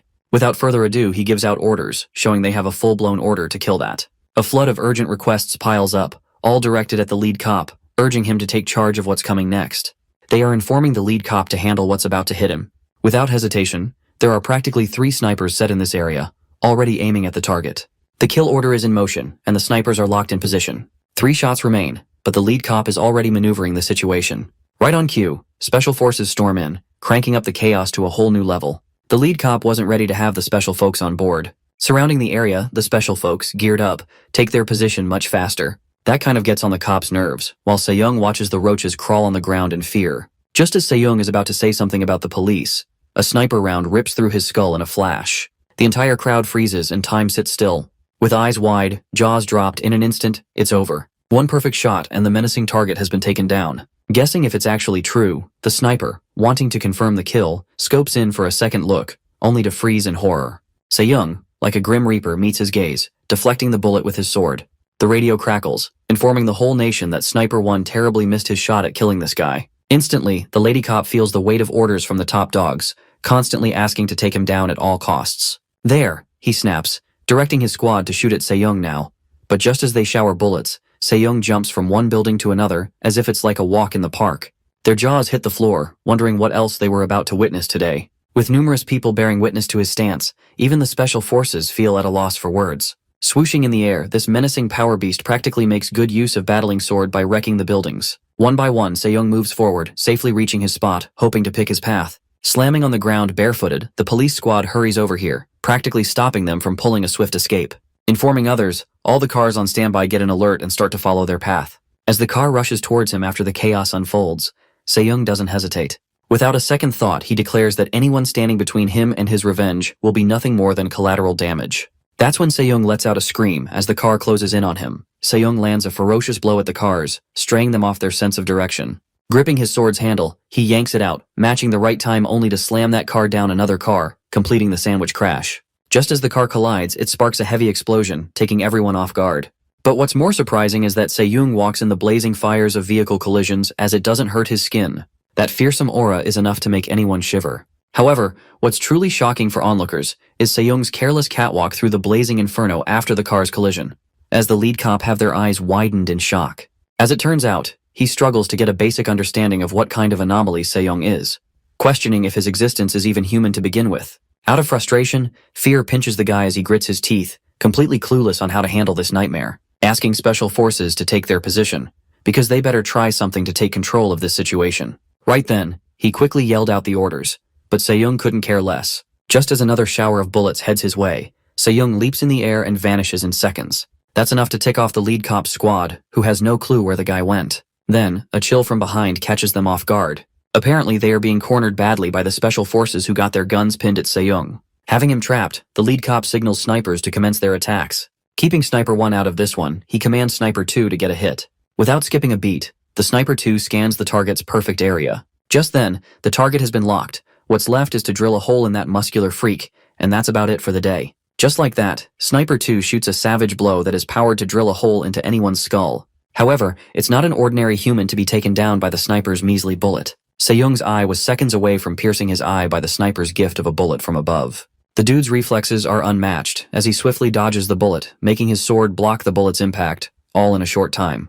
He couldn't care less, but he hears the lackeys aren't giving up on their deathly wish. Flipping out, the lead cop yells at his lackeys to restrain this King Kong with any means necessary, while Se-young doesn't even flinch. Pointing their guns at the beast, they are trying hard to overpower this freak, but that's just not their day-to-day. Standing tall, Se-young yanks his sword, and the special forces rain down the shower of bullets altogether. At the sound of gunfire, the muscular freak swings once. Just one flashy strike and a shockwave erupts, knocking everyone off balance. It sends them all flying like ragdolls. Countless men thrash to the ground head first, as the media gets to capture every single horror unfolding here. Even the journalist and cameraman are shocked to their bones when witnessing such horrifying powers. Against this beast, there is no one here who even stands a chance to land a single blow at him. Letting out a piercing scream, the cameraman shocked to his bones, jittering like crazy, but he recorded it all. A single dude alongside his giant sword is wrecking the area like it's his play zone. Things are about to go wild. The media press run for their lives as their camera slips down and breaks in half. Even then, the whole thing is being recorded and broadcast all over the ground. Bearing witness to this terror, Soo-hyun looks to be crapping his pants in the comfort of his home. Besides him, Soo-jung, wrapped in a blanket, shivers like it's 0 degrees out there. Her mind was a battleground of fear, constantly replaying Se-young's promise of violent retribution. Not to mention, Soo-hyun's mind circles Se-young's violent retribution for killing their parents and siblings as well. From that moment, things are about to get really interesting. After creating a chaotic mess, this guy chokeholds Kyungman, demanding to know what he told the hostage taker. Without further ado, Sarge deliberately screams at this guy to spit it out already. When facing Se-young solo, Kyungman was shocked to his bones, and his fight-or-flight radar broke in seconds. In no time, this guy spills the beans, revealing that Se-young asked the whereabouts of the kids who escaped the building earlier. Horrific as it is, this guy bluntly drops the truth, giving away the hospital's name. As his blood boils, Sarge lands a smacking punch to his face, knocking this guy out. He is quick to inform the hostage taker, redirecting his stance towards the Shinjin University Hospital. So he orders all the troops to rush there instantly, while Soo-yoon and Soo-jung await their death. Standing at the top, Se-young scans the building of the hospital, ready to take his vengeance. Hitting the news headlines, the newscaster claims the atrocious hostage taker pulled a quick escape and has fled the scene. With a chilling act of cold-blooded murder, he chopped off Kim Chang-soo's head and then effortlessly breached the police perimeter. Blowing right past the police lines, the newscaster confirms his current location is unknown. Drenching in sweat, Soo-hyun clenches his teeth out of frustration and fear. Meanwhile, Soo-hyun's whole personality stumbles, making her act like a scaredy cat. All of a sudden, someone bursts in, creeping the heck out of Soo-hyun, so he yells at the skank, asking who she is. Out of nowhere, 3 other guys show up, claiming to be the Secret Service about to give an extra set of hands and protection. Some reach Soo-jung, while one requests to be Soo-hyun's escort. Without wasting another second, the Secret Service escorts the measly kids of top dogs out of the Shinjin University Hospital. They followed, being careful going out. Se-young, on another roof, was looking at all the action at the hospital. All of a sudden, this menacing beast steps in the air, probably being suicidal at this point maybe. Meanwhile, inside the Shinjin Teaching Hospital, Sarge's warnings flood the ears of the Secret Service. Bladman gestures a signal, and the lady gives a quick nod to it, while Soo-hyun's practically freaking out. Little did they know, Muscular Freak had them in his sights, and with a thunderous crash he jumped in, catching them off guard. Shattering the glass, Se-young's hunger for vengeance is much crazier. No one saw that coming. Se-young just hopped like a rabbit and was right at the window they were passing. People were majorly freaked out. Se-young's murderous intent led him there. Stepping out of the hole, this menacing Burj Khalifa scares them to their wits' end. Nobody notified the big tops about how horrifying their attacker looked. Not only that, Se-young's muscular build completely overwhelms them, adding to their state of shock. Other than that, Se-young takes a look at the surroundings and the nuisance at hand. Just as Se-young locks eyes with Soo-hyun, Soo-hyun flinches but his protector drags him out of the way. Time for plan B. She drags the kids to the elevator on the other side, but not on Se-young's watch. He screams that his parents never ran, so why can't they? The horrible memories of his past, and what hell went through with his parents flash back in his mind. That's enough to fuel his tank of fury, as he recalls his parents' love for him was so strong that they defied their parents' power for his sake. The raging beast lets out a thunderous scream, calling Lee Soo-hyun's attention. That's enough to send shivers down Soo-hyun's spine, who tells the slowpokes to shoot the guy already. Amidst pulling their guns out, Se-young smacks a hardcore punch to their face. Even with their guns out, they can't save themselves from tasting the raw power of Tak Se-young. He practically knocks Baldman off the ceiling like a legit sixer. Yanking away anything in sight, the rest of the folks now get the whole situation. Pinning their guns at Se-young, they waste no more time but open fire at this beast. While they're busy, the evacuation squad gets the elevator going, but it's taking a long time. Just then, a dude slides by the wall and almost reaches the elevator. However, his horrifying face of nothing but broken bones is enough to scare the crap out of anyone. His last try to save himself, but the untimely attack of Se-young crushes what was left of him. Se-young almost reaches the elevator, but the door closes on him. At his wit's end, Soo-hyun is lashing out at the dumbheads for not calling the helicopter and taking the elevator downstairs instead. Then, a bang from the ceiling confirms that the Grim Reaper has followed them, trying to break open the elevator. This trio, and what looks like a giant baby, suffer inside this block of space, waiting for their deaths. Unbeknownst to what's going on at the upper end of this lift, as it turns out, this menacing beast is about to stab the elevator's ceiling only to carve a hole down there. The lady insists the guys get down real fast. That's when the muscular freak stabs his whole sword deep in the elevator with no prior consent. She is quick to share. The next scheme is to make a run for it the second the door flips open. Reaching the 3rd floor, Soo-hyun is crapping his pants to see how close to death this guy is. Then comes the 2nd floor, but Se-young is getting impatient out there, so he starts the stabbing spree to be the next serial elevator killer. Surprisingly, the trio dodges every attack like luck is on their side, at least for now. Just as they reach the first floor, the real chaos begins. As soon as the elevator doors opened, Soo-hyun jumped out like a cat, taking a breather. The lady of the Secret Service follows him, but Se-young's sword stabs the shoulder of Soo-jung's guard. Witnessing this horror, Soo-jung breaks free of her savior's embrace in fear and jumps out of the elevator. Right then, the man in black stands up, like a deadbeat zombie using the last pinch of strength. However, the elevator's ceiling drops on his face, crushing him like a bug. It looks as if a sudden collapse of the ruble fell upon the poor guy as the lady takes hold of Soo-jung. Gritting his teeth, Soo-hyun sees the muscular monstrosity step out of the lift from his own eyes. His panic level is off the roof, just as this packed man rages outside, asking them why in such a hurry. In the middle of their small talk, a jeep crashes in and meddles with their reunion. The third-party jump sort of throws off everyone. Thus, the car screeches beside those two and slams into Se-young. But the guy's massive tricep is enough to keep this measly jeep in check. The dude barely flinches, and by then, another car makes a cool entrance. Hoping out of the car in style, he spots the kid's devastating looks. Soo-hyun can't believe Mr. Yang made it all the way here. Without missing a beat, he tells them to hurry and get seated inside. As the smoke clears up, Se-young spots the scumbag's quick getaway. Taking a look at him, panic drills inside Soo-hyun, wondering if they are ever going to make it out of there alive. Though Mr. Yang and Se-young lock eyes, getting a sense of each other's intensity, he instructs the lads to find an escape route while he holds Se-young off, keeping him occupied. There's no time for hesitation as this is their only shot. They insist to Mr. Yang that there is still enough time to pull off an exit, but he orders them to get going. Right then, the jeep speeds off into the night, leaving Mr. Yang behind to face whatever comes next. Now what's left here is Mr. Yang and Se-young's incomplete revenge. Although he has no clue of what just happened, he plans to make it quicker, so he can take his revenge the way it's meant to be. Ignoring Mr. Yang, Se-young takes the route to go after the jeep, but Mr. Yang bangs a couple of gunshots to earn his attention. Unfazed, Se-young glares at the old fool, who doesn't like the mercy he just showed a second ago. Breaking the silence, Mr. Yang is quite oblivious to how a monstrosity like him came into being. However, if Se-young plans on hunting down those kids, he'll have to go through Mr. Yang first. Whipping out his gun in style, Yang is ready for this showdown.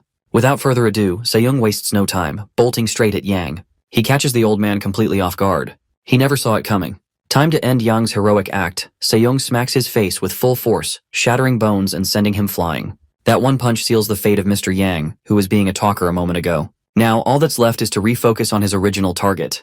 Cracking his neck, his eyes burning with flames, he turns back to finish what he started. With a sudden burst of energy, Se-young launches himself into the air, closing his distance between the runaway losers. This muscular freak, with his sword, leaps into the air to target the kids. Se-young's eyes burn with fury, closing in like a storm. The trio scrambles, but escape feels impossible. Despite his monstrous leap, looking more like bunny hops at his nightly stroll, Se-young struggles to spot the right jeep in the sea of identical cars. Well, the guy resorts to taking a guess and slams right on top of it. However, that turned out to be the wrong guess after all. Meanwhile, the lady and Soo-hyun keep track of what's unfolding behind them. These guys have chills running down their spines. The lady and Soo-hyun can't help but flinch at that side. The lady's nerve twitches to think this had gone this far. Furthermore, he ensures the driver, who is still in his right mind, reveals that they are pretty near the rendezvous point. Thus, he must stop him, even if it means risking everything. She is down to let this guy use anything off the table, which means a grenade launcher gets a free pass. Without further ado, the dude shoots off the grenade at Se-young, and it would take much more to take this beast down. Keeping up the pace, they get their cue to make a run for it. Checking out, Soo-hyun gives a big glint, knowing that this might have done the trick. Unbeknownst to them, Se-young took advantage of the grenade, causing him to jump off the car real quick to face them next. Slamming at the car's front, he practically scares the crap out of everyone, and Soo-jung lets out a blood-curdling shriek. In a flash, Se-young slashes the ceiling of this jeep. Yanking the metal scrap out of the way, this creeper is down to deal with the scumbag seated here. Without further ado, Se-young wields his battling sword, ready to bestow the great magic of sacrifice. That's them. This freak lifts his blade and is about to land a savage below. Right then, the lady snaps at the driver to get it together and slams the brakes. That quick stunt knocks off Se-young's balance, sending him flying like a rocket. Using his sword to hit the brakes of his landing, Se-young glares at them out of frustration. Doing a safe landing, Se-young notices the special forces all in position at the next end of the bridge. Rolling the smoke grenades to Se-young's side, they catch him off guard. But this dude jumps out of the smoky haze in seconds. And just like that, the muscular freak pulls a full-on Spider-Man move, lifting himself onto the bridge upside down. His furious glare all set on the special forces being a real nuisance. Commencing open fire, they shower fierce rounds of bullets at Se-young, who leaps out of there in full spree, yanking them away. Caught off guard, Se-young announces that anyone left with the desire to live should take the advice and leave now. He makes sure they clearly understand that by his hands they will know death. One of the guys in this troop tells Se-young to shut it. Meanwhile, the helicopters have already arrived at the scene, and the lady of the Secret Service gets Soo-jung and Soo-hyun to safety. Right behind them, Se-young is practically slamming anyone or anything in his sight out of the way.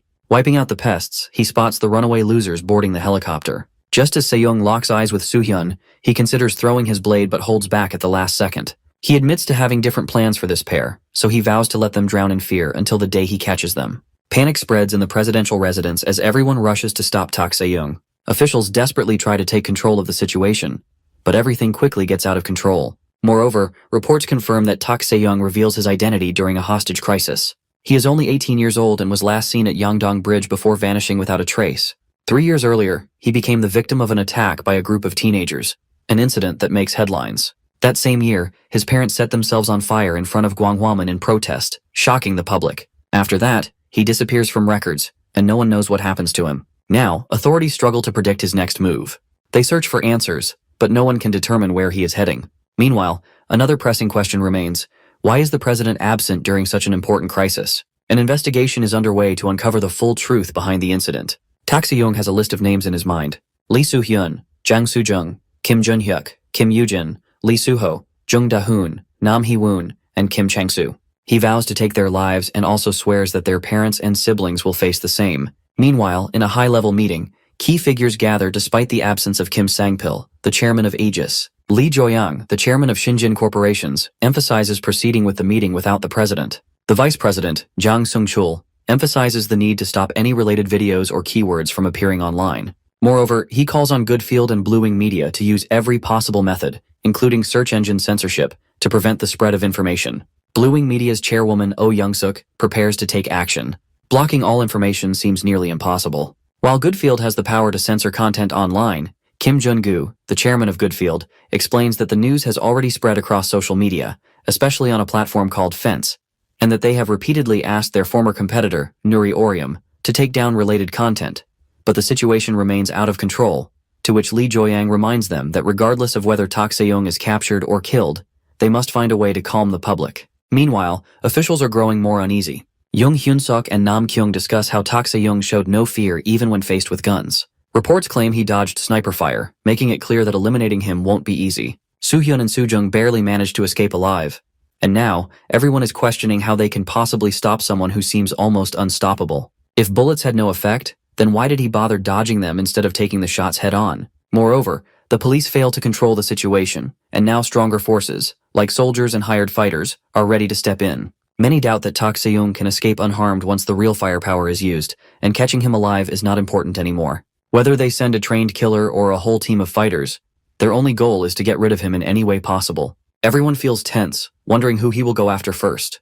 Tak Se-young walks through the memorial park, and his body trembles as he approaches the graves of his parents, Tak Chang-soon and Ko Yoon-jin. Moreover, he knows he should have come here first after gaining his freedom. He regards and kneels down, apologizing for being late. He begins to cry and whispers how much he misses them. As he wipes his tears away, he explains that they don't need to worry about him, and that he knows exactly what he is doing. Meanwhile, police forces arrive in full force. Moreover, armed officers prepare themselves, ready to act. Tak Se-young, however, remains calm. He silently promises his parents that they can sit back and watch, because nothing will stop him now. Moreover, he refuses to forgive anyone responsible, and not a single one will be spared. He wants them to feel the same despair and suffering that he endured.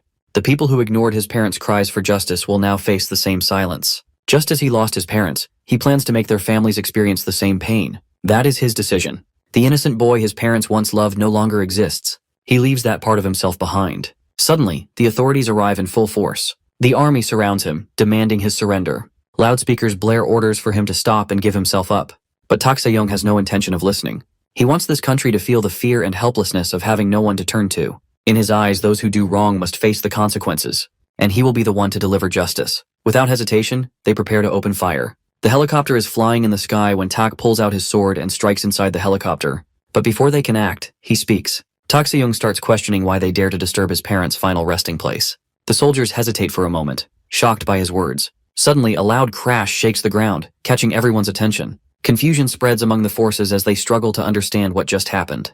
The helicopter crashes on the ground, and Tak Se-young quickly moves toward the helicopter, surprising everyone. The soldiers realize what he is trying to do and start shooting, but he is too fast. Bullets fly everywhere, but he dodges them easily. Everything turns into chaos as some officers get caught in the crossfire, falling to the ground in pain and confusion. Afterwards, a message comes from headquarters. The commander listens and looks shocked. The order is clear that Tak Se-young must not be killed. He isn't just a criminal. The government sees him as someone useful for the country. The soldiers are shocked by the sudden change in orders. Despite all their efforts, including bombing him, Tak Se-young remains unharmed.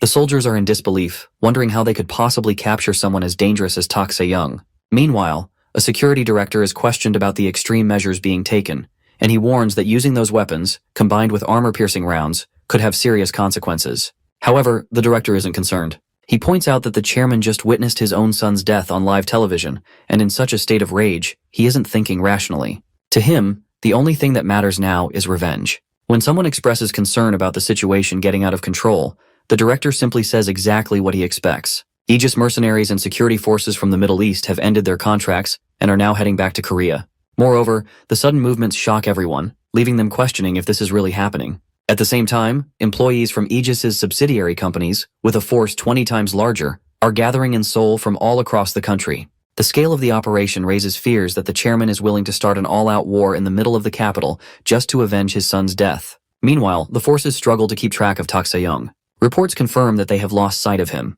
When asked about the Bravo Company, the response is terrifying because they have suffered heavy casualties and urgently need medical support. Reinforcements are waiting for further orders while leaders decide the next move. The commander demands that all Bravo troops who are not in critical condition be called in immediately. He wants to hear firsthand why their elite special forces suffered such heavy losses, and how an entire tank platoon was destroyed, all while fighting just one civilian. Kim Jong-hyuk wonders if Chang-soo, the man he had secretly ordered to handle the situation, might have revealed his involvement before dying. Or maybe Chang-soo was just unlucky, dying at the worst possible time. Either way, the timing is making him paranoid, making him feel like he might be the next target. Moreover, he curses Chang-soo for being useless even in death. Meanwhile, his phone starts vibrating with an incoming call from Kim Yoo-jin. Moreover, Kim Yoo-jin calls him because she demands to know why he took so long to answer, to which he replies that he only picks up because it's her.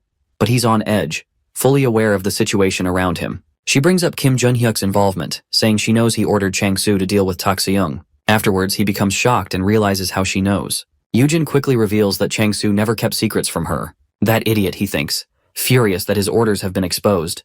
But instead of backing down, he snaps at her, telling her to do whatever she wants. If she wants to go and expose everything to Chang-soo's family, she's free to do so. He becomes angry and throws harsh words her way, but Yoo-jin isn't having it. She calls him out on his attitude and tells Kim Jun-hyuk to be more careful with his words, to which he asks why she called in the first place. She then brings up Tak Se-young, hinting that she might know a way to put an end to his bullshit. Afterwards, Jun-hyuk demands to know what she means. How could they possibly stop him now? To which Yoo-jin calls him hopeless and reminds him of something, an old incident that started everything. At first he's confused, but then it clicks.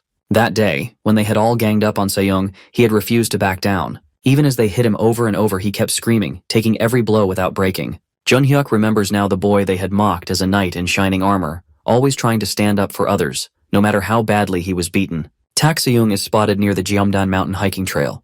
The soldiers quickly move into position, ready to strike. Confident in their firepower, they believe this attack will finally put an end to him. Afterwards, gunfire bursts, and for a moment they assume they have succeeded. But then, screams echo through the area as something moves through their ranks. Soldiers collapse one by one, unable to react in time. Panic spreads among soldiers as no one can see him.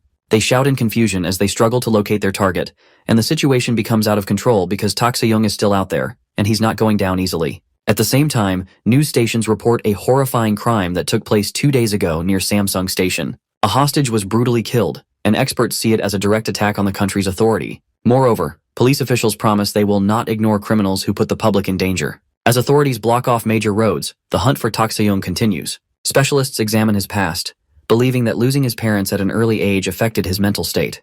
A youth counselor, Lee Jung-ok, suggests that his difficult childhood may have stopped him from thinking clearly. Another question is why he waited 3 years before taking action, wondering if his trauma made him imagine a reality that doesn't exist, to which psychiatrist Lee Bang-seok claims that Tak Se-young is a psychopath, suggesting that his past trauma has made him emotionally detached from others. Another expert argues that no matter the circumstances, murder is never acceptable. Instead of resorting to violence, he should have sought legal help or turned to those around him for support. Moreover, some believe that law enforcement alone isn't at fault and that the police need more authority to ensure public safety. Concerns grow that innocent citizens could be in danger. Others argue for looser gun laws and stricter measures against criminals to prevent similar incidents in the future. Meanwhile, social media is flooded with discussions about Tak Se-young. Online posts highlight his transformation from a bullied student to a ruthless avenger. Some wonder if his parents' tragic deaths were just the beginning, speculating that he might target his former tormentors next. Others debate whether his violent actions were planned over the past 3 years,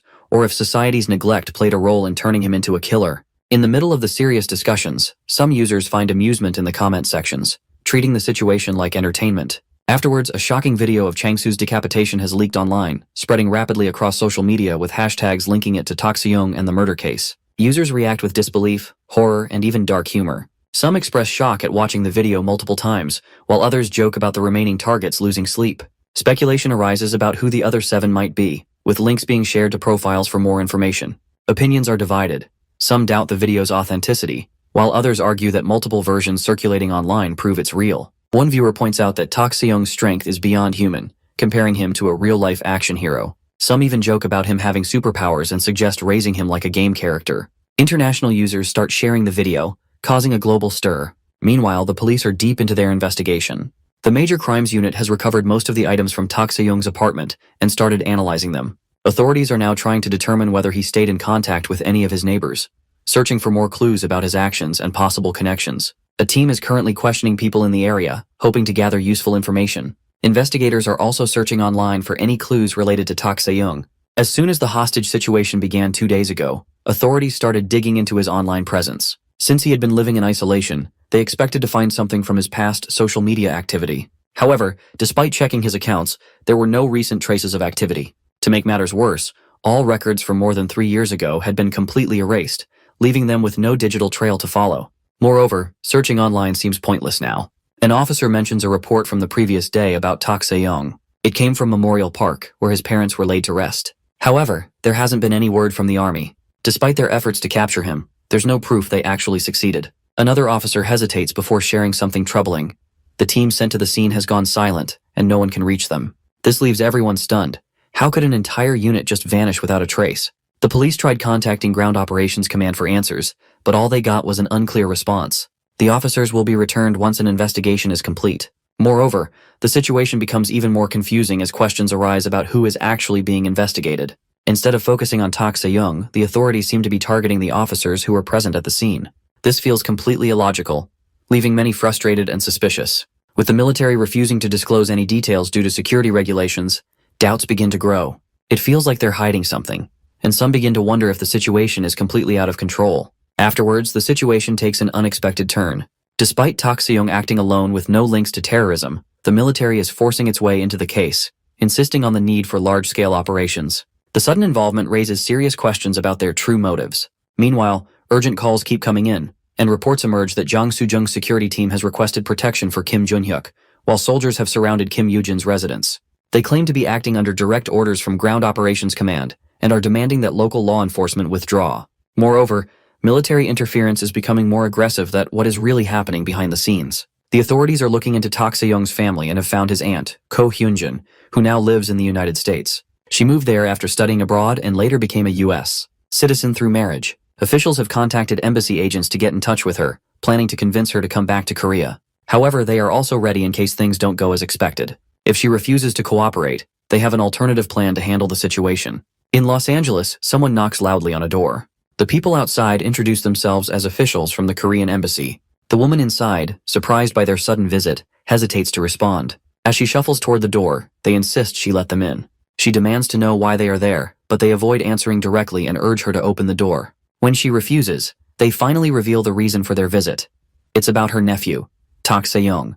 Hyunjin hesitates before confirming that Tak Se-young is indeed her nephew. Worried, she asks if something has happened to him. The officials tell her that Se-young is in a complicated situation and urge her to let them in. Afterwards, she unlocks the door. Before she can react further, a team of armed officers arrives, ordering her. She watches them in shock as the heavily armed SWAT team steps forward, surrounding them. Soo-hyun answers the call with irritation, asking what Hee-woon wants. Nervously, Hee-woon explains that police officers are stationed outside his home, so he feels safe. Moreover, he asks if Soo-hyun is okay too. But Soo-hyun coldly reminds him that his father isn't just an ordinary government worker like Hee-woon's. Realizing his mistake, Hee-woon awkwardly mentions that a company like Shinjin must have strong security, even special forces, to protect them. Soo-hyun confidently confirms this, assuring that Tak Se-young wouldn't stand a chance if he appeared. Afterwards, Hee-woon laughs and assumes Soo-hyun must be at home, but to his surprise, Soo-hyun tells him that he's actually in Yongsan.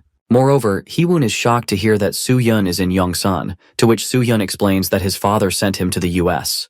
Military garrison there last night with only a small security team, and Soo-ho is with him as well. Hee-woon is repeating the location in disbelief. Afterwards, Soo-hyun makes it clear that even if Tak Se-young tries to find him at home, he won't be there, to which Hee-woon hesitantly agrees that the garrison is probably safer than staying at home. But Soo-hyun points out that entry is strictly controlled, something Hee-woon wouldn't understand. Hee-woon awkwardly agrees and admits that the garrison is indeed the safest place. Annoyed, Soo-hyun tells him to stop overreacting and ends the call, saying their conversation has gone on long enough. Hee-woon nervously tries to continue speaking but gets cut off.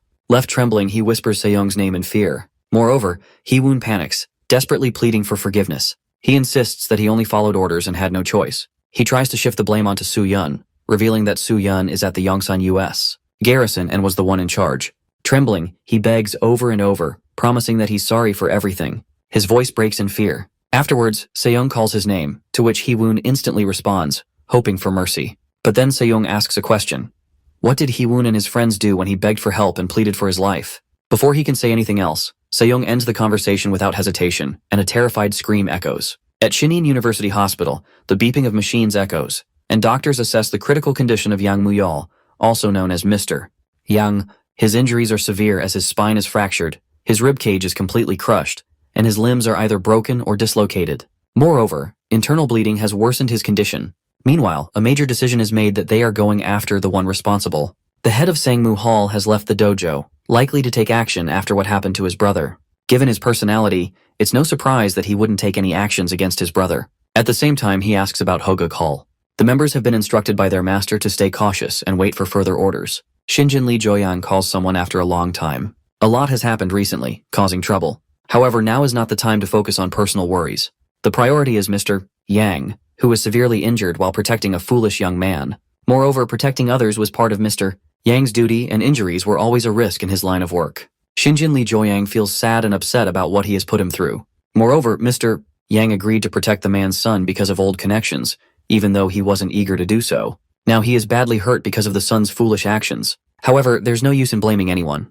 Muyol made his own choice, and as a bodyguard, he knew the risks that came with his duty. The boy responsible is still on the run, but the army has been sent after him, so it's only a matter of time before he is caught. The old man looking back senses a familiar sense of fear from 20 years ago. With this in mind, a decision is made to reach out to Jang Yol, the leader of Zhonghua Hall, for possible help. At the presidential residence, officials discuss the latest developments.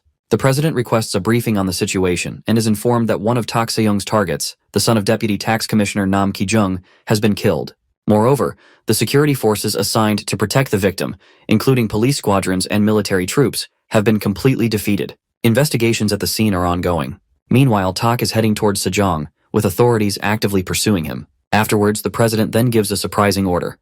Nam Ki-jung must be detained and prevented from contacting anyone. The request leaves the commissioner in shock. Moreover, the president gives strict orders about Tak Se-young. He says Tak can go wherever he wants, but all roads must be closed so he can't meet anyone. He also wants to hide the news. Reporters must not be allowed to take pictures, and if they do, their cameras should be taken away. If needed, they should be arrested. Some officials are worried, but the president says he will take full responsibility. Moreover, the presidential inauguration is in 2 days, and he does not want people to know what is happening. He believes that if TV news is controlled, the public won't find out, and he is not worried about people sharing information online. The president believes that public opinion is shaped by television, not the internet, which he dismisses as a place where young people just talk nonsense. Moreover, he encourages a commissioner to take on a more important role for the future of the new government, and the commissioner quickly agrees to follow orders. Meanwhile, Tak Se-young stands out in the crowd since he doesn't have a license. People recognize him and panic, shouting his name in fear. Despite this, he remains calm and gets on the bus. News about the deputy's situation has spread, though efforts were made to keep it confidential. Concern arises over Soo-hyun's safety, but reassurance comes as he has already been relocated to Yongsan.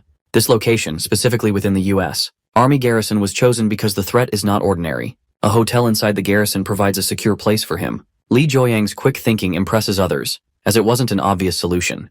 Getting Soo-hyun inside such a highly secured area with full protection wouldn't have been easy, even for someone with strong connections like Shinjin. However, there is a question about whether extra security was even necessary, to which Lee Joyang responds that the whole place is a military base, and all he did was assign him a few secretaries who would also act as bodyguards. Even with the police and military involved, the suspect was still let go. The plan is to mislead everyone, including their own side, so that the soldiers act as bait if the suspect returns. Moreover, one person even thinks about sending Sujung there for protection. However, another option is suggested by Lee Joyang to take Sujung to a family residence, which is considered even more secure. While this idea is acknowledged, there is hesitation due to the upcoming inauguration. Since things are already tense, drawing more attention could make the situation even harder to manage. Afterwards, one person agrees to send Sujung quietly without informing the guards, ensuring that no efforts go to waste. Moreover, Lee Joyang assures him that the garrison will be informed and that she will be safe. Since it's a U.S. Army base, no one will know what happens inside. To ease concerns, a backup plan is revealed. A helicopter is ready to fly the children from the garrison straight to the airport. From there, a private jet will take them overseas if needed. The level of preparation impresses the listener. Lee Joyang recalls a familiar saying, "Never fully trust anything." This brings back memories of their younger days when that belief was often repeated. Tak Se-young notices that the police are blocking other traffic but letting his bus continue. The driver panics and tries to alert the officers, shouting that there's a murderer on board, but the police do nothing. Moreover, Tak wonders if they know where he's going or if they're trying to trap him. However, it doesn't matter to him. He believes that the people who committed crimes and went unpunished are guilty, as well as those who protect them or choose to ignore their actions. Tak Se-young believes that everyone responsible must be punished, as it's only fair. Inside the U.S.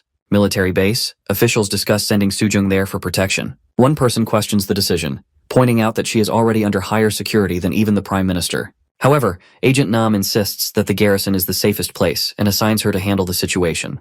Meanwhile, Tak continues moving through the city. He has passed Sejong Road and Cheonggae Plaza, while authorities are controlling traffic at key intersections, including Sungyamun and roads leading to Seoul Station. Moreover, authorities continue controlling traffic, clearing lanes toward Iljiro while tracking Tak Se-young's movements. They speculate that he is either heading toward Wonhyo Bridge or Mapo Bridge, considering his target, Young Da-hoon, who is in Yeongdongpo. As Tak crosses the five-way intersection, he moves toward Namdaemun Police Station, confirming that he is likely heading toward Mapo Bridge or Hangang Bridge. Officials acknowledge that he is after Young Da-hoon, but decide not to interfere. However, one officer is shocked by this decision, but the higher-ups insist on keeping the situation under wraps for just 2 more days, prioritizing their own safety over stopping Tak. Panic spreads as news breaks that Tak Se-young has entered the U.S. Army base. Officials struggle to understand how a criminal could bypass such strict security. At first they assume he found a way to sneak inside, but the truth is far more shocking. Instead of slipping through unnoticed, he broke straight through the outer wall and walked in without hesitation, and started shouting the name Lee Soo-hyun. The sudden sound of sirens makes them both pause for a moment. Sujung hesitates, feeling uneasy about the situation, to which her friend dismisses the concern. She assumes it is just a routine security check, and urges her friend to continue walking. At the entrance, the soldiers remained firm, their weapons aimed directly at Tak Se-young. Moreover, they give a final warning, demanding that he drop his sword and surrender. Tak Se-young wonders about their determination, realizing that they have no intention of listening to him. His only goal is to find Lee Soo-hyun and Lee Soo-ho, yet these people stand in his way as if he is a criminal. The soldiers repeat their command. Tak Se-young understands that no amount of reasoning will change their minds. He wonders about the world he is facing, where people always treat him as a threat instead of trying to understand his reasons. Afterwards, Tak Se-young finally takes action.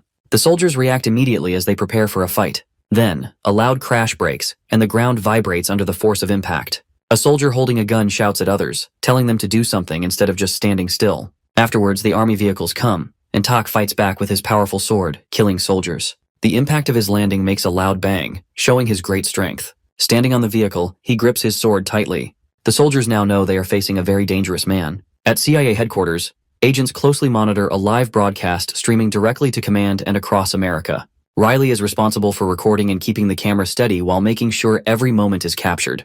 The screen displays that an elite force, known for its strength and skill, is being completely overpowered within minutes by a single Asian individual.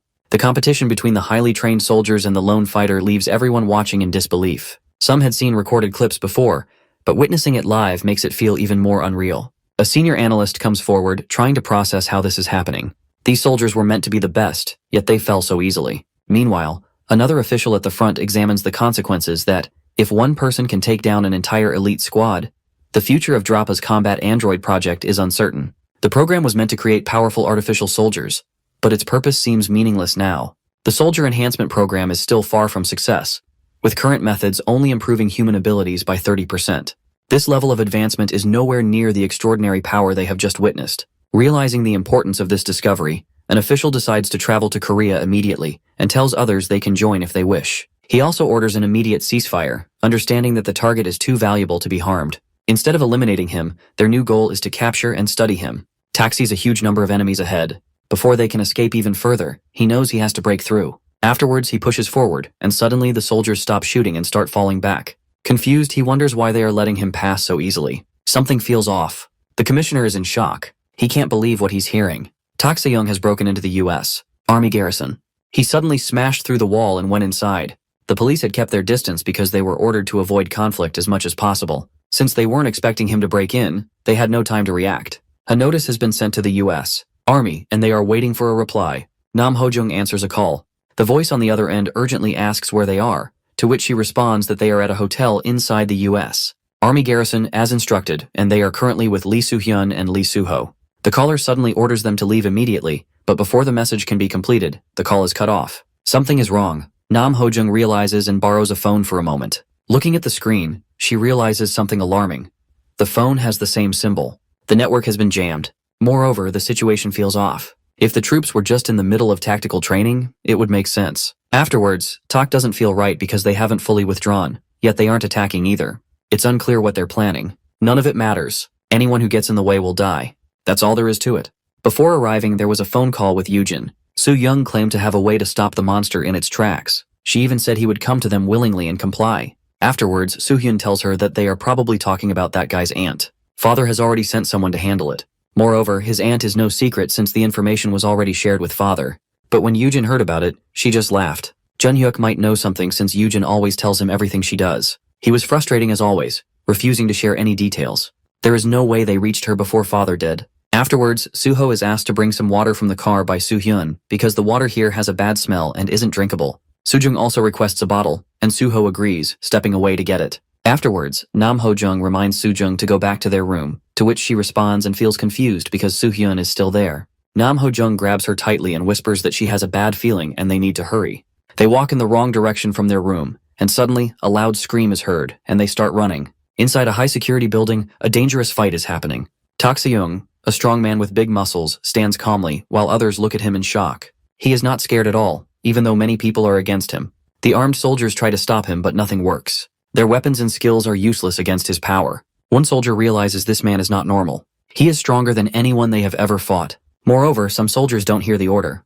They start shooting, but the strong man dodges every bullet. In panic, the soldiers set off a huge explosion. The building shakes, and fire bursts everywhere. He hurries to escape, but he becomes frustrated as he realizes communication near the garrison was completely down, leaving them unable to act sooner. Panic rises when they are denied entry, no matter how many times they try to explain the situation. Even mentioning Lieutenant Colonel Kessler does nothing to help, and all attempts to contact him fail. Soo-hyun curses and rushes forward, desperate to take action. Soo-hyun is desperately calling for Soo-jung, clearly panicking. Moreover, he opens her room and shouts for her name and realizes that Jang Soo-jung has escaped. Afterwards, Tak comes face to face with Soo-hyun, and he freezes in shock and confusion. Tak reminds and blames him for something terrible. A memory from 3 years ago comes back. Tak saying sorry while looking for trouble because he was holding some papers. Afterwards, Soo-hyun admits that 2 people have been bothering him, to which Soo-hyun started to bully him and hit him with his legs. Tak Se-young was in pain, barely holding on to consciousness as Soo-hyun forcefully made him look up. His captor wasn't finished and wanted to make sure he stayed awake. Soo-hyun asked if he recognized them, but Se-young didn't because he had never spoken to them or shared a class, though they seemed to know him well. That only made him more frustrated. They were angry because Se-young had once gotten in their way, something that had clearly bothered them for a long time. As the past resurfaced, Se-young realized he was trapped in a situation that was only getting worse. Moreover, Tak Se-young was confused and in shock, unable to understand why he was being treated this way. Soo-hyun claimed that he had blocked their path in the school halls, but he had no memory of doing so. It seemed ridiculous to him that such a small action could lead to this kind of punishment. That's why Tak is here to take revenge on Soo-hyun because he bullied him in the past over senseless things. Soo-hyun, full of anger, challenges Tak Se-young to kill him. He refuses to show fear, even when facing death. But Tak Se-young doesn't hesitate. He calmly agrees and moves to attack, to which he realizes that it's too late, that his challenge was taken seriously. Desperate to survive, he plays his final card. He warns that if he dies, a woman important to Tak Se-young will die too. Moreover, Soo-hyun keeps shouting at the fighter, daring him to kill him. He tries to manipulate the situation by blaming the fighter for his aunt's death, claiming that if she dies, it will be his fault once again. His words are meant to provoke and make him hesitate. At the same time, the soldiers from the ground urgently call out to Mr. Tak and inform him about his aunt, Ko Hyunjin, who lives in LA. The soldier warns that her safety is at risk, hinting that powerful people might be involved. Afterwards, Soo-hyun becomes confident that his father would have taken precautions. He believes that when it comes to money, even America and its military can be influenced. Then, surprising news is delivered that the U.S. government has already stepped in to ensure Ko Hyunjin's safety. They have evacuated her and her family to a secure location, where they are now under protection. This unexpected news could change the situation, leaving the man's threats meaningless. The man sarcastically praises the attempt to use family ties as a way to manipulate someone, calling it a basic and predictable tactic, something so common that even beginners are taught about it in training manuals. Then, a new piece of information is revealed.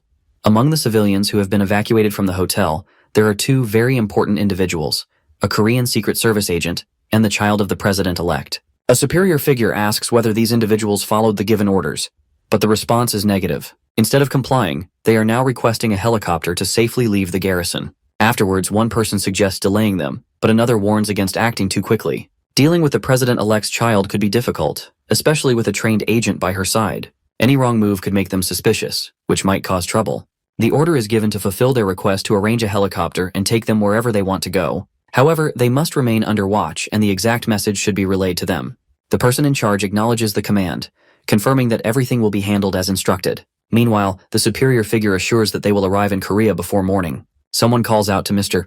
Tak, informing him that America wants him. Tak Seung addresses Soo-hyun, questioning his actions. It seems things could have ended quickly for him. But now, the situation has taken a darker turn. Afterwards, Mr. Tak states that he expected this resistance from Soo-hyun. He was never the type to be afraid or regretful. Because of that, his death won't be quick. It will be slow and a punishment designed to make him suffer as much as possible. A high-ranking officer orders the soldiers to move aside, but the men in front of him remain still. Moreover, he reminds them of his authority, warning them of consequences, but they remain firm, explaining that they are only obeying higher commands. Afterwards, he becomes angry and slaps one of them. A calm soldier steps forward, urging everyone to stand down. He speaks carefully, pointing out that the captain should understand why they are blocking his path. Instead of arguing with them, he should be addressing the higher-ups. Realizing he needs to act quickly, the captain demands a phone to contact his superiors. However, he is informed that all communications are down in the area. If he wants to make a call, he must leave the premises, leaving him in a difficult position. Nam Ki-jung has been taken into custody and is being moved to a nearby hotel. The orders are to treat him well and avoid upsetting him, as someone will be visiting him soon. His bodyguards will accompany him, and once he reaches the designated location, he is to make contact. Meanwhile, someone enters with a sudden phone call from Nam Ho-jung of the Secret Service, his father urgently asking about Soo-jung. The call is quickly transferred, and he anxiously asks about his daughter's safety, to which Soo-jung reassures him that she is unharmed, explaining that they managed to escape just in time after receiving a warning about the attack. Wanting to ensure her protection, Nam Ho-jung asks to speak with Soo-jung's bodyguard. The bodyguard confirms that they are currently in a helicopter and will soon land at the nearest helipad before heading to a safe house. Afterwards, Nam Ho-jung then asks about Soo-hyun's whereabouts. However, he is informed that when they left the hotel, Lee Soo-hyun and Lee Soo-ho were still inside, suggesting that they might be in danger. Tak Se-young remains focused on Lee Soo-hyun and Lee Soo-ho, which unintentionally helps Soo-jung to escape. Nam Ho-jung apologizes for using them as bait, but he is reassured that she did well and should not feel guilty. The situation must stay secret to avoid political trouble. If news spreads, critics might use it against the new administration. She is advised to use this reasoning if she feels guilty. Afterwards, she thanks him for the understanding response. Meanwhile, Lee Joying is trying to get answers. His assistant confirms that Jang Soo-jung entered the garrison, having seen her himself. However, he gets frustrated because Jang Seung-chul is not answering calls. Moreover, he wonders why Seung-chul is avoiding him and questions if he is too focused on gaining power to care about his daughter's safety. At the Yongsan U.S. Army garrison, frustration grows as authorities feel powerless over the situation. A captain, already stressed, wishes for a quiet day but is met with urgent news. Moreover, officers sent to Noryangjin have discovered 2 headless bodies, and it seems Tak Se-young has escaped. The victims, a man and a woman, were found in the basement of a shopping mall under renovation. Their deaths were reported to the police, who immediately sent officers to investigate. Some reporters heard about the case, but so far, the media has remained silent. This lack of news is not surprising, as even previous violent acts like Tak Se-young killing Nam Hee-woon and storming a U.S. military base failed to make headlines. In a country where information is often controlled, such events are quickly buried. Authorities discover that the 2 victims were officers from Dongjak Police Station, identified as Kim Youngjin and Chae Myungji. They were found in uniform with their police IDs, making identification immediate. However, there is a confusion because when the station confirms that neither officer was assigned to patrol the area, and no official records show them being dispatched. Moreover, the officers did not use a police vehicle, meaning they had abandoned their assigned duties. When asked who reported the bodies, the police revealed that the tip came from an anonymous call. The estimated time of death falls between 11 p.m. and early morning, around 2 or 3 a.m. Afterwards, the officials criticized the American military for failing to inform them that Tak Se-young had escaped. Despite their claims of being a global superpower, they failed to capture a man who had openly entered their base. Another urgent report comes in that a man has turned himself in, claiming to have information about the murders. Authorities are left wondering what new disclosures are about to be exposed. Fear spreads among the soldiers as they witness something shocking. One of the bodies, thought to be dead, suddenly moves. The soldiers panic, and one of them stumbles back, convinced the person is still alive, while others stare in disbelief. Moreover, someone wonders if it could be post-mortem convulsions. But no one is certain. Someone suggests calling for medical help, but others doubt it would make any difference. In the end, they decide to leave the body as it is, disturbed by what they just witnessed. The officers decide to leave the convulsing body where it is, assuming the movements will eventually stop. Meanwhile, news arrives that someone from America is on the way to meet Tak Se-young. This person is credited with preventing his aunt's kidnapping and is expected to arrive the next day. Afterwards, Tak is offered a comfortable stay at the base, with food, clothing, and the option to walk around if he gets bored. After the officers excuse themselves, Paul, the American visitor, finally arrives. He introduces himself, but Tak is uninterested and demands he get straight to the point. Paul notices Tak's sharp and impatient attitude, finding it hard to believe he is only 18. However, he reminds himself that despite appearances, the fact remains, Tak is still just an 18-year-old. Paul then prepares to explain the purpose of his visit in simple terms. Paul explains that the situation is a matter of mutual benefit. The U.S. military did not interfere with Tak's actions despite being in a high-security facility. In fact, they even assisted him, despite some initial conflict where they ended up at a disadvantage. Moreover, he reminds Tak that it was the U.S. government, along with himself, that prevented the Korean government from kidnapping Mrs. Ko. She and her family are currently safe under American protection, which was an obvious decision since they are U.S. citizens. Afterwards, Tak is surprised to hear that it was the Korean government that attempted to take his aunt. Paul clarifies that the kidnappers were likely agents from one of the departments of Korea's National Intelligence Service. Assuring Tak that the U.S. will continue to ensure his aunt's safety, Paul leads into the request they want from him in return. Afterwards, Tak acknowledges the assistance he received in reaching the hotel without interference, and, in return, offers to grant one request. However, Tak, for his aunt's safety, warns him that they must ensure her well-being, making it clear that if anything happens to her or her family, the responsibility will fall entirely on them. Moreover, he also threatened them as he emphasized that even the smallest harm to his aunt will have serious consequences. If she suffers any injuries, America itself will face the consequences. He gives Paul a final warning. The plan to control Tak Se-young using Ko Hyunjin has worked, as he has managed to turn the situation in his favor. His intelligence and ability to manipulate events are far beyond what anyone expected, especially considering his young age. Afterwards, a secret tunnel is revealed as a way for Tak to leave the base undetected. Before he departs, he is given valuable information. One of his targets, Young Da-hoon, lives nearby, specifically in Yeongdeungpo. Additionally, Kim Jun-hyuk and Kim Yoo-jin are also at their homes, but they do not appear to be overly concerned about any threats. Despite this, they have been caught trying to escape multiple times. As a final note, a new name is mentioned, Baek Se-yeon, leaving an open question about their significance to Tak. Afterwards, the surveillance team found something important about the name Baek Se-yeon. Kim Jun-hyuk and Kim Yoo-jin often talked about this name. Baek Se-yeon was also attacked by the same group of teenagers.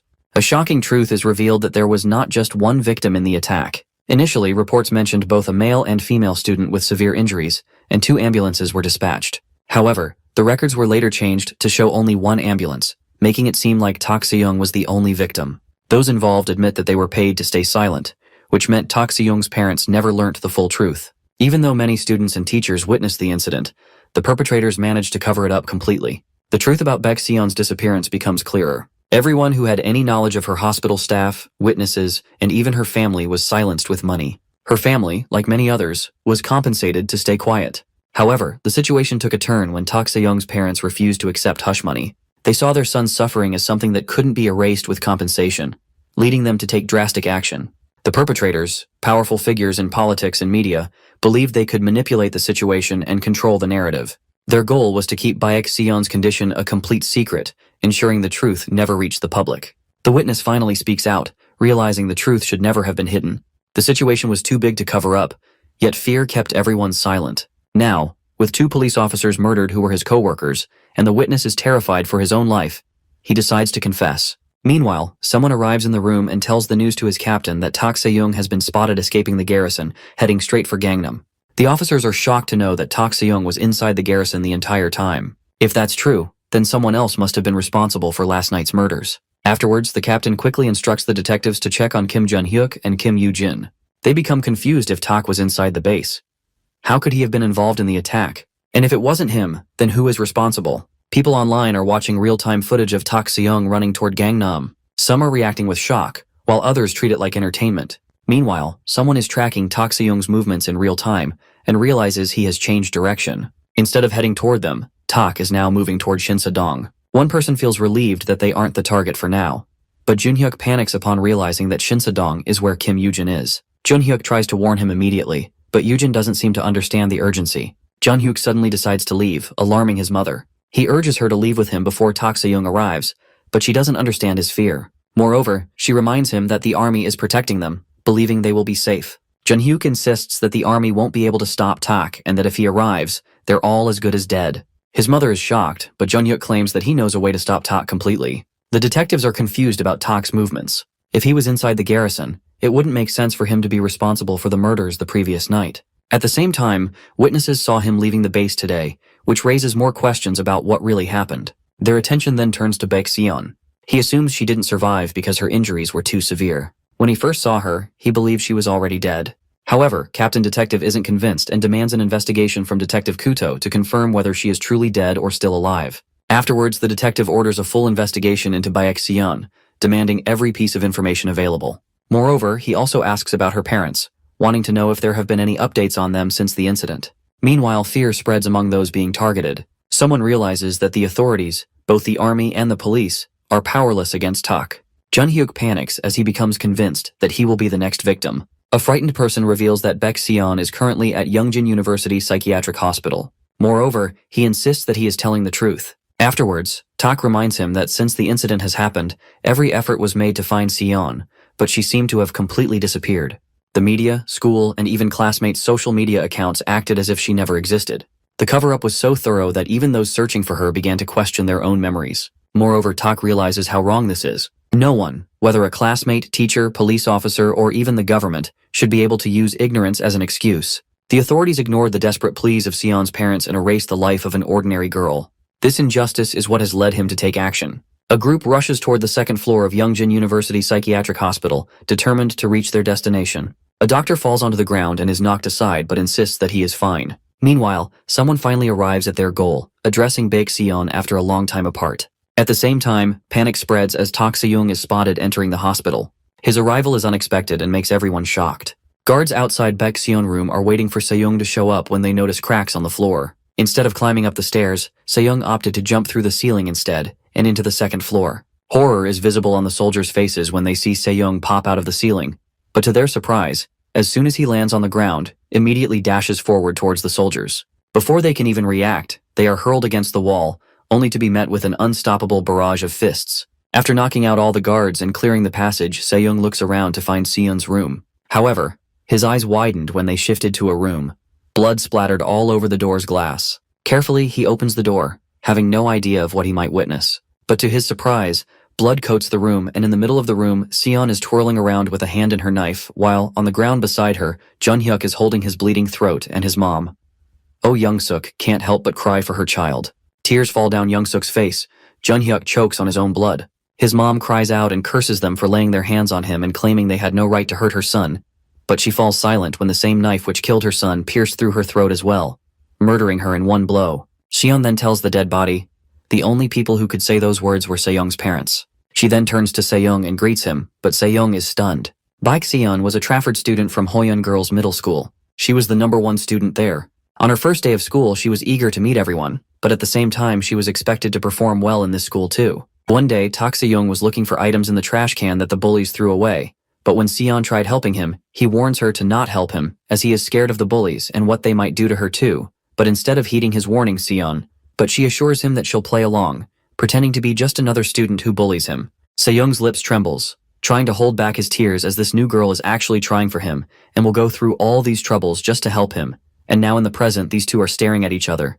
Nostalgia hits them hard. Another memory of them races through Seon's mind. At a cafe, Seon reveals a guy asked him out. Seyoung gets a strange feeling inside him but finds it natural as she is popular, smart, and pretty, but reminds her if someone finds them together she might get into trouble. Though Seon smirks confessing, she rejected the guy who asked her out. It was Lee Suho, Seyoung's bully. He was the son of the school board director, the board governed by the Shinjin Foundation. Not knowing about his bullies, she reveals she doesn't like Lee Suho's gang. When he tried asking her out, brought along his whole group of friends, advising her to join their group and date within their league. Later on, at school, she made new friends. Hyejung said to her she'd introduce some kids from another class. Seyoung tells her not to leave, but she has to leave as other kids have been avoiding her lately, though Seyoung insists her to not leave. Listening this, she gets annoyed, asking him what has gotten into his head and if he wants her to be an outcast. Narrowing his face, Seyoung confronts, she is already an outcast, the moment she rejected Lee Suho and started hanging out with Seyoung. He explains, if she shows up today, they will give her a mission. They will tell her to do as they say if she want to be friends again. Seon finds the idea of doing a mission pretty easy. Seyoung's body trembles, doubting she ever drank glue, smoked cigarettes, or stolen from a store because they might make her far worse. Memories keep flooding back. Then the memory of the final incident comes to mind, when he was being beaten to death but Seon intervenes to make them stop. She had the same look on her face, the look she has right now in the present, but the only difference is the scar she got because of that injustice. Overwhelmed by the emotions, he cups her face. Fingers trembling against her skin, he falls to his knees. After Seon tried stopping the gang from getting bullied in the past, the bullies took them to an abandoned building in the school. Seyoung's body trembles in fear. While Chang-soo mocks him for interfering, his laughter is cruel as he calls Seon nothing more than a toy. Meanwhile, Seyoung had turned his gaze toward her, but she lay unconscious on the cold floor, her small frame unmoving. Chang-soo addressed him as real knight armor, demanding to know where all the confidence is coming from. Yoo-jin, always up for violence, encourages Chang-soo to beat the shit out of him. Then Soo-jung stepped forward, acknowledging Seyoung as the one who has been holding the girl from them. Was he in love with her? The thought sent laughter rippling through the group. Dahoon laughs maniacally at the thought of two losers dating each other. On the other hand, Soo-hyun asks if he is pissed because Soo-jung and Yoo-jin wanted to set up a kissing booth for his girlfriend. Yoo-jin had laughed, saying they weren't even going to make her do it for free. $5 an hour, that was the price they had set for her dignity, but this guy threw a wrench in their plans. Seyoung cries, pleads and promises to do anything as long as they keep Seon out of this. His words make them all smirk. His desperation only amused them, and they decide to strip him as well his girlfriend Seon. That being said, Seyoung begs them to leave Seon, but their gaze shifts to Seon, who suddenly stood up, looking out of the window. She then looks back at them smiling, and then falls out of that window. A loud crash echoes throughout the abandoned building as she hits the ground. Panic waves off the bullies' faces while Seyoung is traumatized. Back in the present, Seyoung couldn't help but cry as Seon's name fell from his lips, over and over. Meanwhile, Seon caresses his face and brings her face closer to his. She smiles as she remarks how much he has changed beyond recognition. Furthermore, she acknowledges, Seyoung Mist has a lot of questions for her, but they need to get out of the hospital forced. The two exits the room, but a group of guards have assembled, threatening them with their guns to not move another inch, but the enemies weren't just in the front as the doctors and nurses suddenly stab the guards. With this shocking turn of events, Seyoung is surprised, while the doctor orders his men to retreat. As the doctor approaches the two of them, Seyoung takes his position for a fight but stops when he addresses Seon with respect, calling her counselor, and reports that their retreat is prepared. Seon merely nods, praises him for doing work so efficiently. Although he advises them to hurry, Seyoung's confusion deepens. What is happening? Military helicopters rush to the hospital, though Seon and Seyoung ride a SWAT police van. Seon notices Seyoung being quiet, aware of the fact that he must have many confusions. Whereas, she points out Seyoung has changed drastically and demands to know what happened to the cute little boy she once knew. Seyoung doesn't respond, narrows his head so Seon sits in front of him, asking if he is not going to talk to her because she knows he must be curious about many things. His voice trembles, the question slips out. Was she hurt? He thought she was dead. Her body trembles, and the tears she tries to hold back are now falling out of her eyes. She throws her arms around him, holding on as if afraid to let go. She apologizes as she regrets not telling him she was alive all this time and causing him so much pain. He tightens his hold around her. A broken thank you escapes his lips. He is grateful for her being alive. In the police headquarters, the team leader is still grilling the witness about everything he knows. He slams his hand on the table with a loud crack. The witness flinches in fear, but he wants to know whether it is possible that Seon's parents were the ones who killed the police officers yesterday. The team leader is aware that the witness didn't come forward out of guilt. It was an act of survival. The witness admits that it is the truth. But more than that, it wasn't Seon's parents that were the culprits because they are dead. They died in a car accident a year ago, and obviously the dead couldn't commit murder. In addition, Seon's parents weren't good people either. It is partly their fault that everyone had to keep their mouths shut. The The witness's face is filled with fear and worry as he questions the leader. How does he think they had managed to silence so many people in such a short time? They initially offered $80,000 in settlement. To the vehicle where Seon and Seyoung are, Seon reveals everything to Seyoung. She turns to Seyoung, challenging him to guess how her parents reacted to it. Before speaking, Seyoung assumes Seon's parents ended up like his.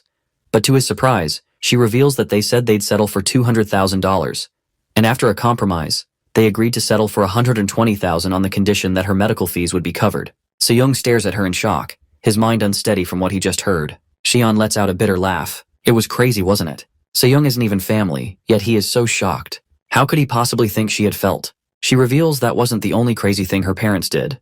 The worst part is, with the money from the settlement, they went to the police, the paramedics, and even the school teachers. They took the initiative to seek out every single person involved with her and the incident, and convinced them to keep quiet about everything. Seyoung's anger rises, and he slams his fist in frustration.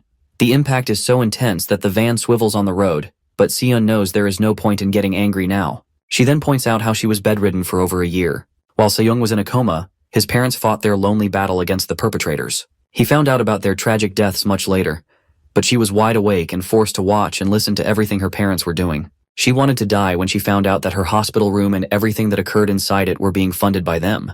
To change the subject, Seyoung questions about her parents' whereabouts, but is stunned to know they passed away in a car accident. Pressing forward, Seon and Seyoung disembark from the van and head towards the river. Meanwhile, the other doctors ride away on a speedboat while Seon invites Seyoung into an empty seat. Before he gets on, he asks about her brother, so she informs him that her brother has joined the army, not long after their parents died. He doesn't believe she is okay with leaving her brother, but she reveals that is what he thinks, as the military police suddenly showed up to their house and took him away. He was still a student. The rest can easily piece it together. She then reminds him of the people who were with her earlier, but Seyoung suggests she stop as he doesn't want to know more. This surprises her, as those are the ones who helped her get back on her feet and the ones who have been helping her take revenge on those people. Seyoung interrupts, assuring her of taking the revenge for both of them, but she doesn't want him to insist on bearing the burden alone. Seyoung guarantees her it is not a burden. Sure, he will be the one swinging the sword, but he will be taking revenge for both her and his parents. He even gives her an option to take revenge together. That being said, Seon smiles, thanking him for his sacrifice. This makes him smile, but his expression darkens when she rejects Seyoung's offer. She tells him to go ahead and kill them. After all, they deserve to pay for what they have done to them.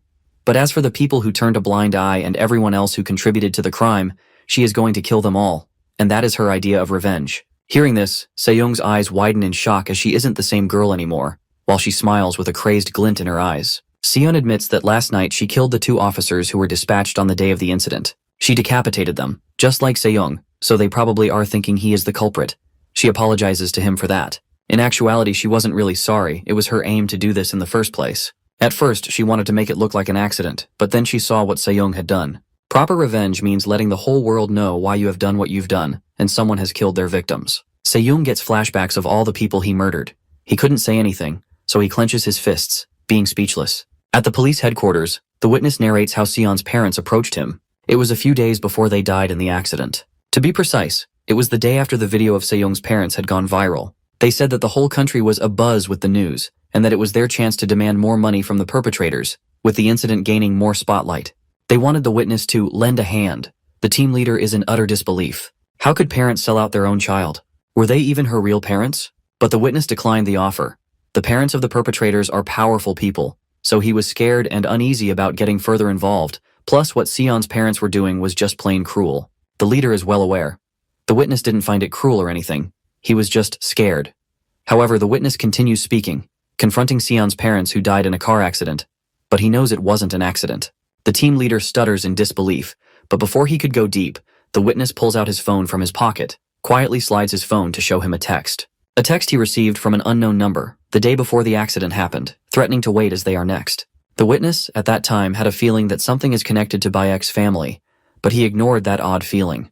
The leaders assumed if it were the bullies' parents, maybe they were trying to keep others from squealing. After all, their children were in hot water with the public, but it wouldn't make any sense at the same time. His mind races with tons of questions, but suddenly a detective rushes in, informing the leader, Seon Bayek, is alive. They have received intelligence that Seyoung has gone to meet her, and both the police and the army are headed there now. That being said, he grits his teeth and slams his fist on the table.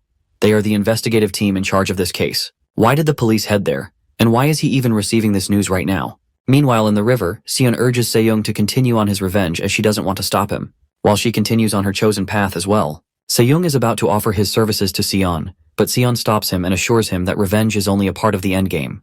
If they leave the bad, they will only become worse. If they sit around and wait for the bad things to improve, eventually the good things will turn bad too. That is why they need to eliminate the bad once and for all in order to establish a new nation. Their conversation is interrupted when a boat approaches them. On top of the boat is an old man, Yang Yong-jong, with a scar on his left eye. The man seems to know Sion as she addresses her. He immediately understands she was in the middle of trying to persuade Se-young. Without hesitation, Sion stepped onto the boat and addressed him respectfully, calling him Dean. Then she turns to Se-young once more asking him to join them. But the old man advises her to let him be, as they must not force him. Angrily, Se-young clenches fists. Who was this old man? What was his purpose? He demands to know, though the old man reveals they don't have a name, as they are the representatives of the weak who have lost their way. But Se-young ends up leaving them and doesn't get on the boat. Sion didn't want him to leave. She stared at him in hope that maybe he would turn back, but he didn't. As the boat speeds along the river, Sion is caressing a gun while contemplating her conversation with Se-young. A man who she barely recognizes, the old man's companion on the boat, suggests that she should have left with her friend while she had the chance. But Sion does not respond immediately. Instead, she narrows her eyes and studies him carefully. He doesn't seem to be one of them. The man walks away from her, warning her not to think of him like one of their mental hospital patients. She angrily points the gun at him, confirming if he just calls them crazy, not caring about his life. He declares there is nothing sane about a group that teaches kids to shoot people. Hearing that, she tries to explain how they are trying to build a new nation, but she is interrupted when the guy warns her to remove the gun before he kills her. She wanted to kill him at that time, but her intrusive thoughts doesn't take over, and fortunately their conversation is cut short as the old man steps between them and suggests they must find the president's daughter, Jang Soo-jung, before Se-young kills her. Sion doesn't understand the reason behind it. Therefore, the old man elaborates, for the future's sake, they have to stop Se-young before the world completely turns its back against him. Back in the city, parents of all the bullies are crying their hearts out for their children as they failed to save them. Among them, Lee Joyang, Soo-hyun's father, sits in his car, trying to suppress his tears. His assistant then reports to him that Jang Soo-jung did escape the base on a helicopter on the day of the incident, and she is planning to head to Incheon Airport tomorrow. This news infuriates Joyang. The last time he heard about Jang Seok-chal's daughter, Soo-jung. The fact that she escaped means they left his son to die. Joyang has nothing to do except cry for his son to be abandoned by his own friend who he trusted. His heart feels like it is being ripped apart, but there is nothing he can do. All he can do is grieve. Meanwhile, Se-young receives the information of Jang Soo-jung arriving at the Incheon Airport. The report is given to him by one of the members of the Shinjin group on top of a building. Confirming the news, in an instant, he throws the man aside, his body landing among several others who are already unconscious. The next day, at the National Assembly, Jang Seung-chul is taking his presidential oath, promising to uphold their country's constitution. At the same time, in another building in the city, a ton of soldiers are guarding the entrance and are covering the whole area of Young Da-hoon's place. They know Se-young is coming. It is only a matter of when. Not far from the scene on a nearby rooftop, Sion and her group are watching the efficient, high-powered soldier. She stands there waiting for him, but when her companion asks her if he is even coming, she is not too sure judging from how he has been acting, but he will come. After all, Da-hoon's one of the 8 bullies. Her companion is worried, as they have a big-sized team today, which means they have to be careful when they retreat too, as staying too long would be dangerous for them. But Sion finds it simple. They can just eliminate any witnesses. Though her companion asks her if she is okay with this because she wanted to deal with the guy personally, her expression darkens as she explains he must not know what it is like to be on the receiving end of such violence. She says she hates those bullies, but she hates the army and the police more for protecting them. Those people didn't join the forces to protect the weak. All they are parasites that use orders as an excuse for their crimes. That is why killing the 8 bullies won't make much of a difference. So she is letting Se-young have them for the sake of a greater purpose. On the other hand, Se-young charges forward to the Incheon International Airport, the place where Jang Soo-jung is arriving soon. The whole airport shakes when Se-young lands on the ground with a loud bang. People immediately scream upon seeing him and start running away. Screams echo through the terminal. One unfortunate civilian accidentally drops his phone. While running away, it bounces off Se-young's chest. On the phone screen, the president, Jang Seung-chul, is still giving his presidential oath. Inside the airport, Jang Soo-jung recalls the conversation she had with her father. His words still ring in her ears. Her father advised her to move abroad if she wants to survive. It is the only way to protect everything she has. He was not happy about that, but they are all about to suffer the consequences of her actions. Not having any choices, she accepted to listen to his father and is currently sitting with Nam Ho-jung, a member of the Secret Service. Jang Soo-jung looks at her with her pleading eyes, eager to know if she is coming with her too. Nam Hojung assures her she will be protecting her until Soo-jung has been transferred to the security team on site. She reminds Soo-jung to follow her advice, or it will only get harder for her. She tells her not to log into blogs or any of the social media accounts, and don't use any messenger apps either. For her own safety, her schooling will be replaced with a private tutor. Avoid any contact with neighbors and don't make friends with any peers. Soo-jung turns to her in confusion as she thought all she had to do was go to the States. But Nam Hojung reveals she must not stay longer than 1 year in any given country, as the chase will continue until Se-young has been captured. The higher the threat, the shorter she stays. Meanwhile, in the airport security office, Dean Yang Young-jong watches the surveillance footage, Se-young's approach in the airport CCTV. They have to stop Se-young, but the dean knows he is not someone easily stopped. His attendant reminds him that they have a response manual for this kind of situation, but the dean points out this manual is for normal opponents. It won't give a solution for their problem. They should always assume the worst when it comes to Se-young, or else they will be the one to die. Yang Young-jong then contacts a sergeant to know how long before Jang Soo-jung boards the plane. The reply comes swiftly. 20 minutes. That is all the time they have left. Listening to that, he orders them to hurry and initiate the backup plan. They must help the president's daughter. The sergeant assures him they can initiate the plan with no problem since they have been on standby. After talking to him, the attendant suggests the dean head out, but first he needs to talk to Se-young. He doesn't know if it will work, but they need to stall for as much time as possible. The attendant is not in agreement with Yang Young-jong meeting him, but Jung-sun is not meeting him to provoke him or anything, just wanting to have a brief chat. On the other hand, Lee So-chul from the airport cybersecurity department approaches agent Ho Jung-nam, suggesting they come with him as Tak Se-young has broken into the airport. Se-young is heading inside the airport but is stopped when he spots Jung-sun in front of him. Yang Young-jong does not hesitate. He makes a request. He asks if he couldn't let Jang Soo-jung go just this once, for the future of the country that Seon envisions. In order to create the new nation, they need Jang Soo-jung alive so that they can use her in their talks with the government. She is the president's only weak spot. Se-young asks him if the dean thinks he could stop him by himself. Without answering him, Yang Young-jong informs him that if Jang Soo-jung dies now, Seon will be very disappointed. She is awaiting Se-wang at Jung Da-hoon's home. Se-young makes it clear that Yang Young-jong's negotiation with the government has nothing to do with him, and warns him this is the last time he used Seon as a pretext for spouting lies. If it happens again, he can bring up Seon all he wants, but Se-young will still kill him. Fear flickers across the dean's face, but Se-young is already moving forward to do what he has to do. No one can stop him. No one can use someone else's name as bait to melt his heart. Inside the airport security leads Agent Nam and Soo-jung through a different path in the airport. When Agent Nam worries about the route, they assure Nam Se-young has no idea about this route, as the route they are about to take is an unofficial one. Meanwhile, another contingent of soldiers is standing at a ready position in the airport. Their commander warns them to shoot Se-young on sight and keep up their guard. Suddenly, before they can react, their eyes widen in shock. Se-young is already behind the commander, his presence unnoticed until his voice slices through the air. The commander spins around, his hand trembling as he raises his gun. But it is too late. In a single motion, Se-young's sword flashes, cutting through the air before the commander can even pull the trigger. At the same moment, Yang Young-jong is also getting reports from his subordinates. Se-young is currently heading towards the runway looking for Jang Soo-jung. Yang Young-jong knows Se-young's senses are much more advanced than those of normal humans, so he advises his subordinate all personnel should avoid contact with Sergeant Major and Kang Hyun's squad.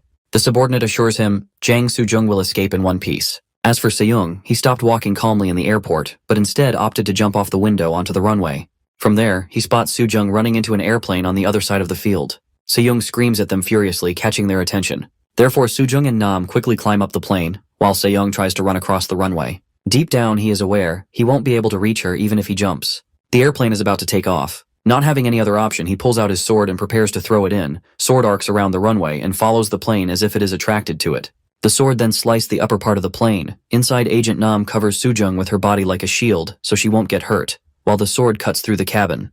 The plane wobbles and obviously slowly crashes down to the ground, not causing any severe harm to Soo-jung. Security cars appear immediately, surrounding Se-young. They take this as an opportunity, as Se-young doesn't have his weapon with him right now. The soldiers point their guns at him and barrage him with the bullets and even grenade launchers. Quietly, Nam and Soo-jung get out of the plane. As explosions occur behind them, it catches their attention and forces them to look back. To their surprise, through the smoke and fire, a silhouette emerges. Se-young is now standing on the top of the plane in front of them, while regaining possession of his sword. Witnessing this, Soo-jung and the agent start running away, but Se-young leaps in the air and lands in front of them, blocking their way very easily. Se-young stands atop the wreckage, his figure barely touched by the destruction. He smiles, knowing he finally cornered the prey he wanted to hunt for so long. In fear, Soo-jung falls to her knees, her body trembling out of fear, well aware that her time is definitely up. Agent Nam is on the verge of crying. but she is shivering as well. But she can't really do much at this point. Se-young mutters her name under his breath, his lips curling into a monstrous grin. He approaches both of them and keeps muttering Soo-jung's name over and over again. SWAT vans quickly start emerging at their location, and heavily armed forces rush out of them, filling the runway, familiar with the fact that something very bad is about to happen. However, Se-young is already standing right before Soo-jung. She sobs uncontrollably, her body trembling and flinching as fear overtakes her body. Just then, a broken apology escapes her mouth. She acknowledges that what she did to both him and Sion is not something that can ever be forgiven. But she still pleads to Se-young to give her one last chance to make up for every blunder she made in the past. Her eyes fill with hope when Se-young suggests that she should leave if she wants to live. She is about to express her gratitude, but she notices that Se-young is actually talking to Agent Nam, and not her. Se-young further warns her he has no intention of killing anyone who is not a target as long as they don't get in his way. It is his rule, he only kills if he gets attacked by someone. Agent Nam freezes, not knowing what to do. She takes a moment, but obviously it was a matter of her life as well, so without having any other choice, she leaves Soo-jung behind. Collapsed on the ground, Soo-jung stretches out a trembling hand toward her Unnie, who walks away with tears rolling down her face. Desperately, she screams for help, her voice miserable and broken, pleading for her Unnie to turn back or for anyone to save her. But her cries are unanswered. She tries reminding everyone who she is. She is the daughter of the president. She screams at everyone and begs. Why won't anyone step in? She points at the police and the military and insists that they come forward, orders them to arrest Se-young, and tells them to arrest him already. Having had enough of her nonsense, Se-young calmly raises his giant sword, then powerfully brings it down on Soo-jung. With a single intensified strike, he cleaves her in half, blood spraying across his face. For a moment, time seems to slow.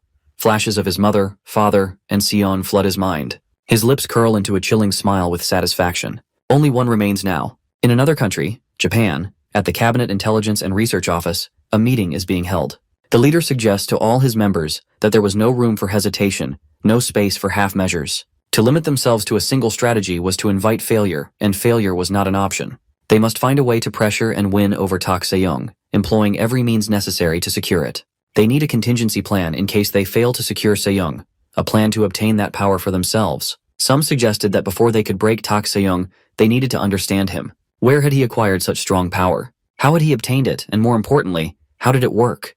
Without this knowledge, any strategy would be incomplete, any attack potentially meaningless. His strength is not just a weapon because there is definitely something more to it. Some grew impatient, denying the need for detailed strategies. Plans, details, and careful approaches were meaningless now. What mattered was securing Tak Se-young by any means necessary. The world is on the verge of transformation, and the one who takes this as an opportunity will shape its future. Both guns and the army can't get past that superhuman. If they were to produce 1,000 or even 10,000 of them, something very unreal would definitely get into this world, beyond anyone's imagination. In another environment, Paul is being informed by his assistant that China's Zhao Xinchao will personally be leading the forces. Receiving this information, Paul wonders, it's only a matter of time before Se-young starts attracting interest from all over the globe. Nobody would have ever guessed that Zhao Xinchao would be leading the forces, of all people. His attention is pulled towards his assistant when he informs Paul that they have knowledge of over 3,000 Chinese spies currently operating undercover in Korea.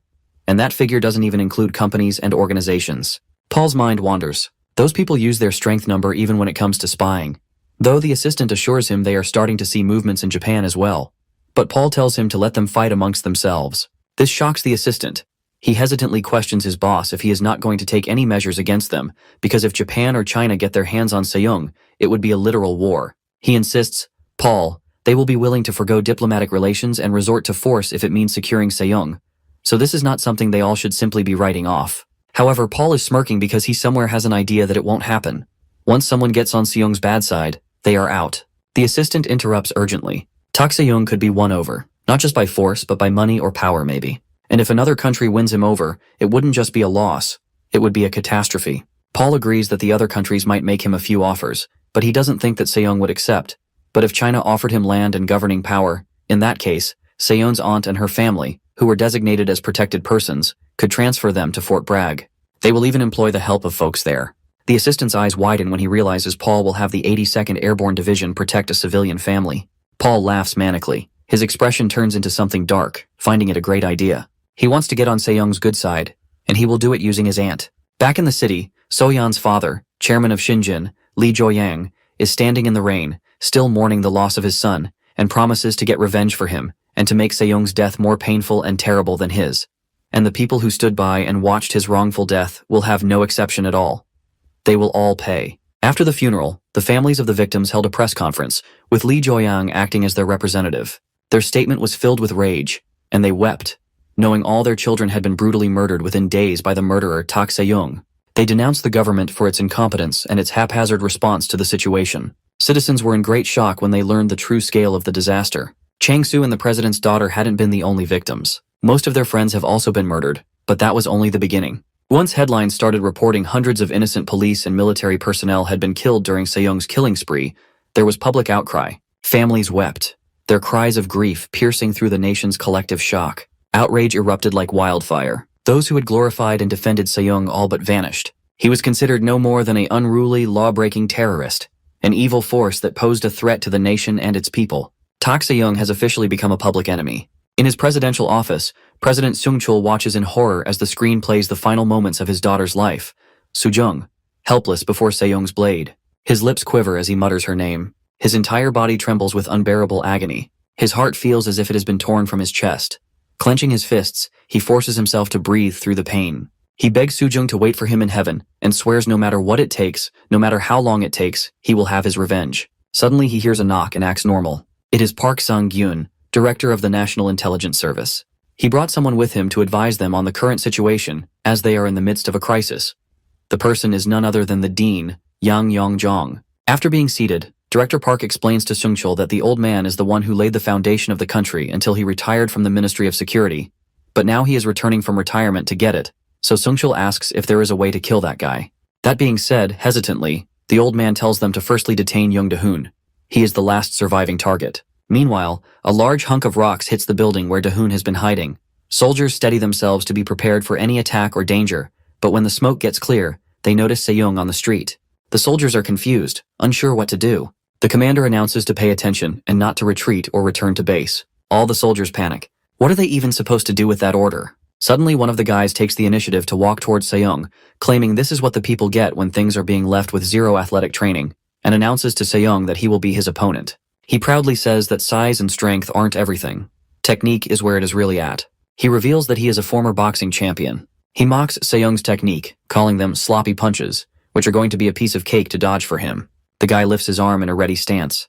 Se-young looks at him quietly, but in an instant, the guy meets a powerful punch, and the guy ends up flung back into a building. Just then, the soldiers get the order to form a defense line, and should not engage with Se-young at any cost, but report his movements immediately. Se-young sighs, but his gaze darts upward, and he notices a group of helicopters overhead. Da-hoon has already been evacuated in one of the helicopters, though the helicopters split up and fly in different directions, thus confusing Se-young on which one Da-hoon is in. Se-young's anger rises, and he jumps to the side of the building, leaving the stunned soldier behind. He then lands in Da-hoon's room, but only a picture of him with other bullies is left. Se-young grits his teeth and clenches his fists, taking an oath that it doesn't matter where he goes or where he hides, he will find him and kill him no matter what happens. Nearby, on another side of the street, Sion and her group are still on the rooftop.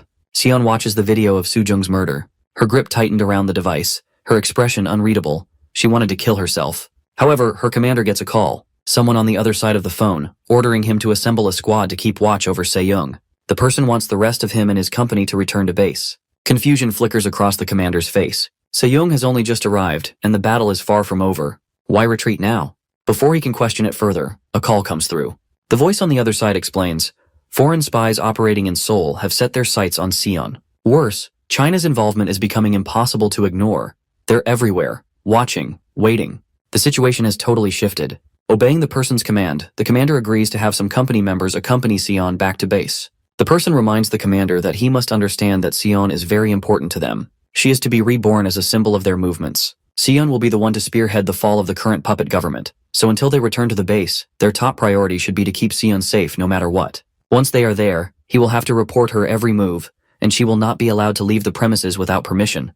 Without having any choice, the commander assures him of escorting her personally. Shun already knows what's coming before the words even leave the commander's mouth. A flicker of irritation is visible on her face. Before she can respond, the commander speaks again. He tells her not to be angry with him. She clenches her fists, biting back the frustration. On the other hand, the old man, Yang Yong-jong, President Seung-chul, and Director Park head deep into the forest in a helicopter. A military unit is based up in the area. It doesn't connect the dots for Seung-chul. What can the military possibly do for them at this point? Though Yang Yong-jong points at the tunnel, revealing they will be heading below the base. As they ride deep into the tunnel, Seung-chul tries asking where they are headed and what this tunnel is doing under the base.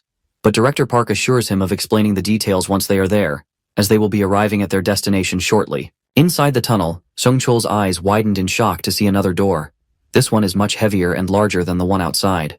Many questions race through his mind. Since when did they have facilities like this? What is going to be inside that door? Is this some kind of hiding spot? As soon as the door opens, he is in utter disbelief. A much larger space appears before them. Getting out of the car, Seung-chul studies the place in disbelief, wondering where they are. So Yang Young-jung explains that this is the place where they will capture Seong-tak. To their surprise, Seung-chul gets irritated with the old man's words. What would they even be going to accomplish here? Seung-chul's body trembles with anger. His face turns crimson red as he spits out his words. In his current state, Seong could annihilate this entire facility without breaking a sweat. No amount of bullets, no squad of soldiers, would be enough to stop him. The only way to even stand a chance would be to drop a missile right into the middle of the city. But even then, Seong-chul knows the truth. Seong is beyond human limits. Something like this facility would never ever be enough, nor would it work. The old man stays calm and steady, the literal opposite of Seung-chul, revealing he knows a way to deprive Seong-tak of his power. Though Seung-chul is not ready to hear anything, when the old man confronts him that the method is tried and tested, then Seung-chul becomes speechless. The old man speaks up. Strength, speed, heightened senses, a body that transcends the limits of man. There once existed a man who liked Seong. It happened 30 years ago. For Seung-chul, it was like the ground slipped from his feet. He is not ready to believe it. How could nobody have known about him? The old man elaborates. Back then, the media was more cooperative. Information wasn't as readily accessible to laymen. But still, Seung-chul doesn't believe that the entire country could have been in the dark about such a figure. So the old man explains that they used a slight subterfuge. The people remember him under a different form. He even reveals that Seung-chul probably knows the man himself. He wonders who it can be. So the old man turns to him. His expressions are unreadable but darkened, and he reveals his code name was Maruchi. Seung-chul stands frozen, his breath caught in his throat, eyes wide with disbelief. His mind refuses to accept what he's witnessing. Maruchi was once the greatest agent at the Agency for National Security Planning. That means he was working for the states. Out of curiosity and shock, he demands to know about his whereabouts. But the news leaves him trembling that Maruchi is dead. He is no more. A man in shock realizes Maruchi is gone. Moreover, he wonders how someone working for the ANSP ends up eliminated instead of protected. If Maruchi is still alive, he could have been a valuable asset.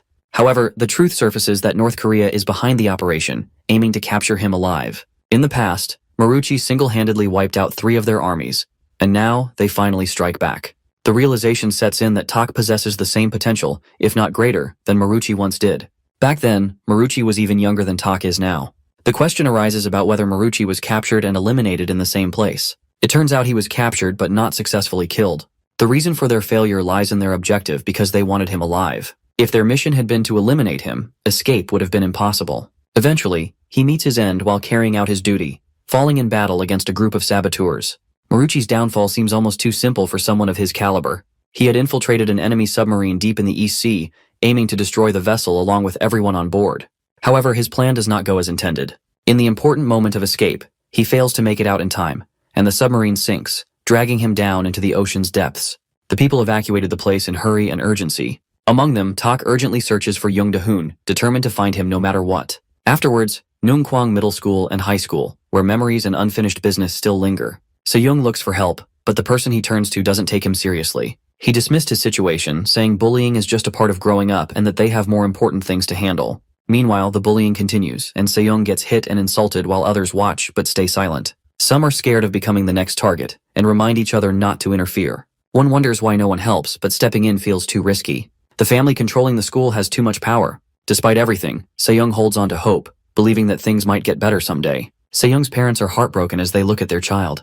Their sorrow is heavy. Tak, with determination in his eyes, promises to take revenge for them. A deep rumble grows louder. Suddenly, a loud crash breaks, as if the world itself is reacting to their pain and anger. Hyunsuk arrives, and someone greets him, saying they waited but are thankful he came. The news is heartbreaking.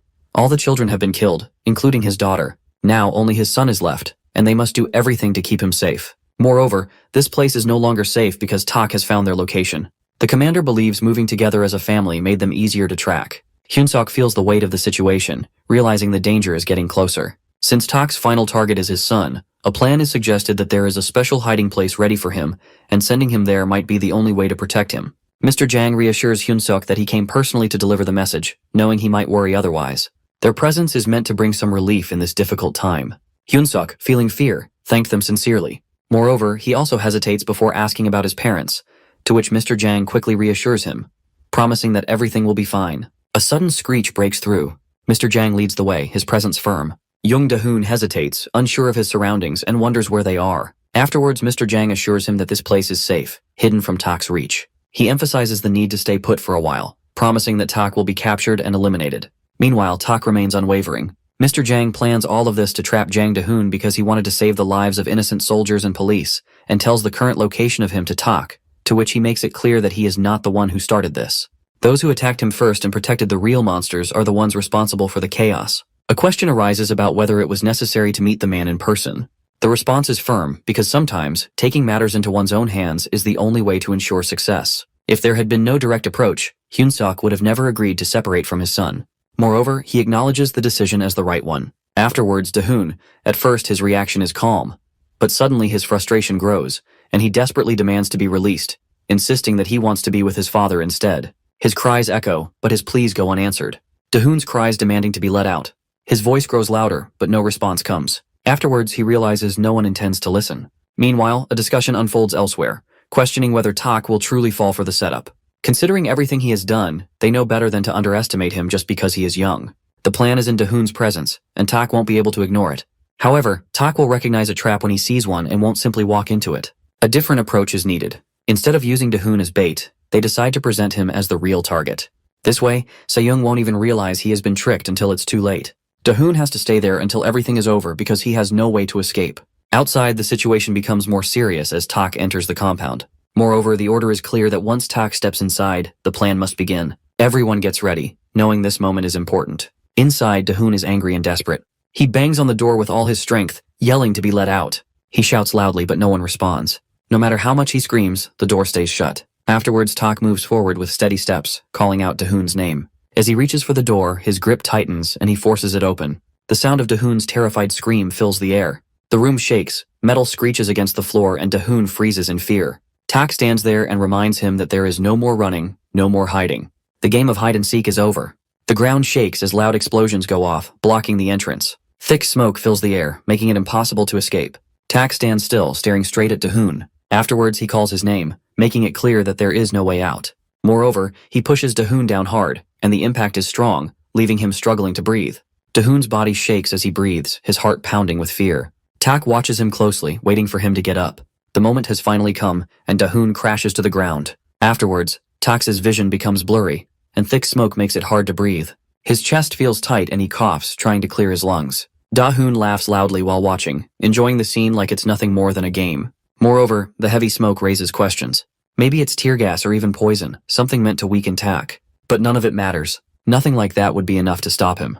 Tak has grown far stronger, not just physically but also in terms of immunity, making him resistant to most substances. Someone who knows him well wonders about the purpose of the smoke spreading through the air. If it isn't poison gas, then what could it be? The answer is unexpected because it isn't a deadly toxin but a powerful drug. 500 kilograms of methamphetamine are being released into the atmosphere. This amount is so large that it could destabilize an entire nation, causing unimaginable consequences. A realization hits him that fighting someone as powerful as Tak may seem impossible. His strength surpasses that of an ordinary human many times over, making him an unstoppable force. However, when viewed from a different perspective, the situation takes on a new perspective. What appears to be an advantage could just as easily turn into a weakness. His heightened senses, which make him so powerful, could also be his downfall if used against him. Everything feels heavy and moving becomes harder. A final goodbye is spoken before everything turns blurry.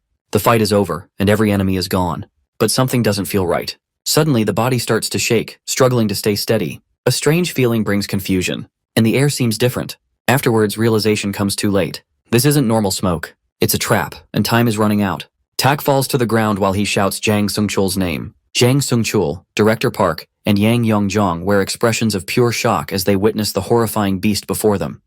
Their faces say it all while Tang Se-young's desperate scream pierces the chaos, calling out Jang Sung-chul's name. Trapped down there, Sung-chul calls Se-young a straight-up freaky jerk who just won't quit. Without further ado, Yong initiates the operation while his men drop nuking devices like rain for the so-called damsel in distress. One after another, these things that pretty much look like mini-nukes fall over Sung-chul, catching him completely off guard. In the blink of an eye, they explode right in his face, setting off a chain reaction. The blasts are ear-piercing and blinding, and honestly, sometimes having superhuman vision and hearing feels like pure bad luck. This freak, Young, casually throws in an explanation, mentioning it's all the 500 kilograms of hallucinogens they just released. The newly released technology is designed to overload Tak's senses, causing them to malfunction. Collapsing to his knees, the sudden drop numbed Tak's senses, probably sending his head into a full meltdown. Seong-chul urges Young to finish him off, saying it's the perfect chance. He asks why the old man is just standing there, but Young stays silent, completely stunned. He mutters what should be clear to everyone that Tak's dulled senses don't make him susceptible to blades or bullets. Just then, Young explains that they had to stick to the plan if they wanted Seong gone. Director Park breaks the silence, mentioning that all the world's superpowers are itching to get their hands on this mutant Seong. Not to mention, he himself is dying to get some of that freakish blood if possible. Seong-chul screams at Park for being an idiot, but Young cuts through their conversation. He finds it relatable to North Korea's failure to capture Maruchi, saying they've learned a lot from it if Park actually pays attention. Something like this only works once. Once it's over, Seong's senses will adapt, and he won't fall for it again. They're left with no choice but to either pull an escape or go through with the plan. Young makes the call himself, stepping into the final stage. Giving the signal, preparations are underway to fill Seong's freshly made prison with cement, which is bound to work way better than bullets. Once encased in cement, his movement will be severely restricted. Frozen solid, he'll be unable to exert any force. When asked, Young shares his theory, believing Seong's body will develop a first-class immune system against the attack. And right now, it's happening exactly as expected. That sends a chill down Seong-chul's spine. Young plans to bury him under the rubble before he regains his senses and goes berserk. Meanwhile, Se-young has no clue what's happening as his subconscious pulls him in, and he hears a familiar voice telling him to go back. One look behind, Seong freaks out as he sees the guy from his memories standing among the freakish-looking monsters. The man declares it's too early for Seong to face Arab. He advises that hatred can make anything possible, and death shouldn't weaken him. Only relentless action will bring the blessing of the sword, and Seong feels the words to his core. With that, the Se-young leaves while the guy waits for their next encounter. A couple of army rats try wielding Se-young's sword, but that's just wishful thinking. Suddenly the sword shakes, catching them off guard. Snapping out of the ground, it's ready to serve its master. Deep beneath the cement, Se-young breaks through his consciousness and lets out a scream that sends crazy chills down the spines of the old bags outside. Deep beneath the rubble, Se-young is practically screaming at the top of his lungs, hating every second of this mess. The old fools are exhausted to their bones, realizing nothing can suppress this mutant's murderous rage. His scream echoes far and wide, reaching his sword, which suddenly snaps out of the ground and disappears. That alone is enough to leave the army rats completely stunned. Seong-chul refuses to accept these hopeless odds. He demands an answer from Young, who explains that the kid pushed past his limits and broke through his overloaded senses. Even so, Young is confident there's no way he can escape. But suddenly, the ground starts shaking like a full-blown earthquake, throwing everyone off balance. Out of nowhere, Se-young's sword makes a dramatic entrance, ticking off Seong-chul. Witnessing this terrifying power firsthand, Young doesn't waste a second before telling Seong-chul to run for his life. Shifting its trajectory, the battling sword repeatedly stabs the rubble, creating a web of cracks to free its master. Young yells at Seong-chul to get in the car and escape, or he's done for. Wasting no time, they jump into their jeep while Young makes the call to blow up the entire place. His lackeys, still trapped inside, face Se-young's rampage and end up crushed under the collapsing rubble. Totally losing it, Young calls the colonel, shouting that the operation is a complete failure and Se-young is about to break free. But the colonel already has Plan B set in motion. With no time to spare, Young and Seong-chul gun it, using the army as a distraction to make their getaway. In a flash, Director Park tells the driver to head straight for the helipad. Just then, the entire factory erupts in flames, catching them off guard. With their eyes locked on the final destination, they push the driver to speed up. But the real shocker is Se-young's sword tearing through the tunnel, zigzagging in every possible direction before slamming right into the driver's seat, sending the car spinning out of control. Seong-chul tumbles out like a trash can, shaking like a leaf as he stares up at Se-young. Even Young is losing his mind, stunned that Se-young made it here so fast. Overcome with emotion, he orders Se-young to bring back his daughter. But with his sword raised high, Se-young coldly asks, what about his parents? That one question cuts deeper than his blade, which then pierces Young from above, sealing his fate. Seizing the moment, Director Park takes his shot, but it is all in vain as Se-young's sword slices his head clean off. 2 down, one more old bag to deal with.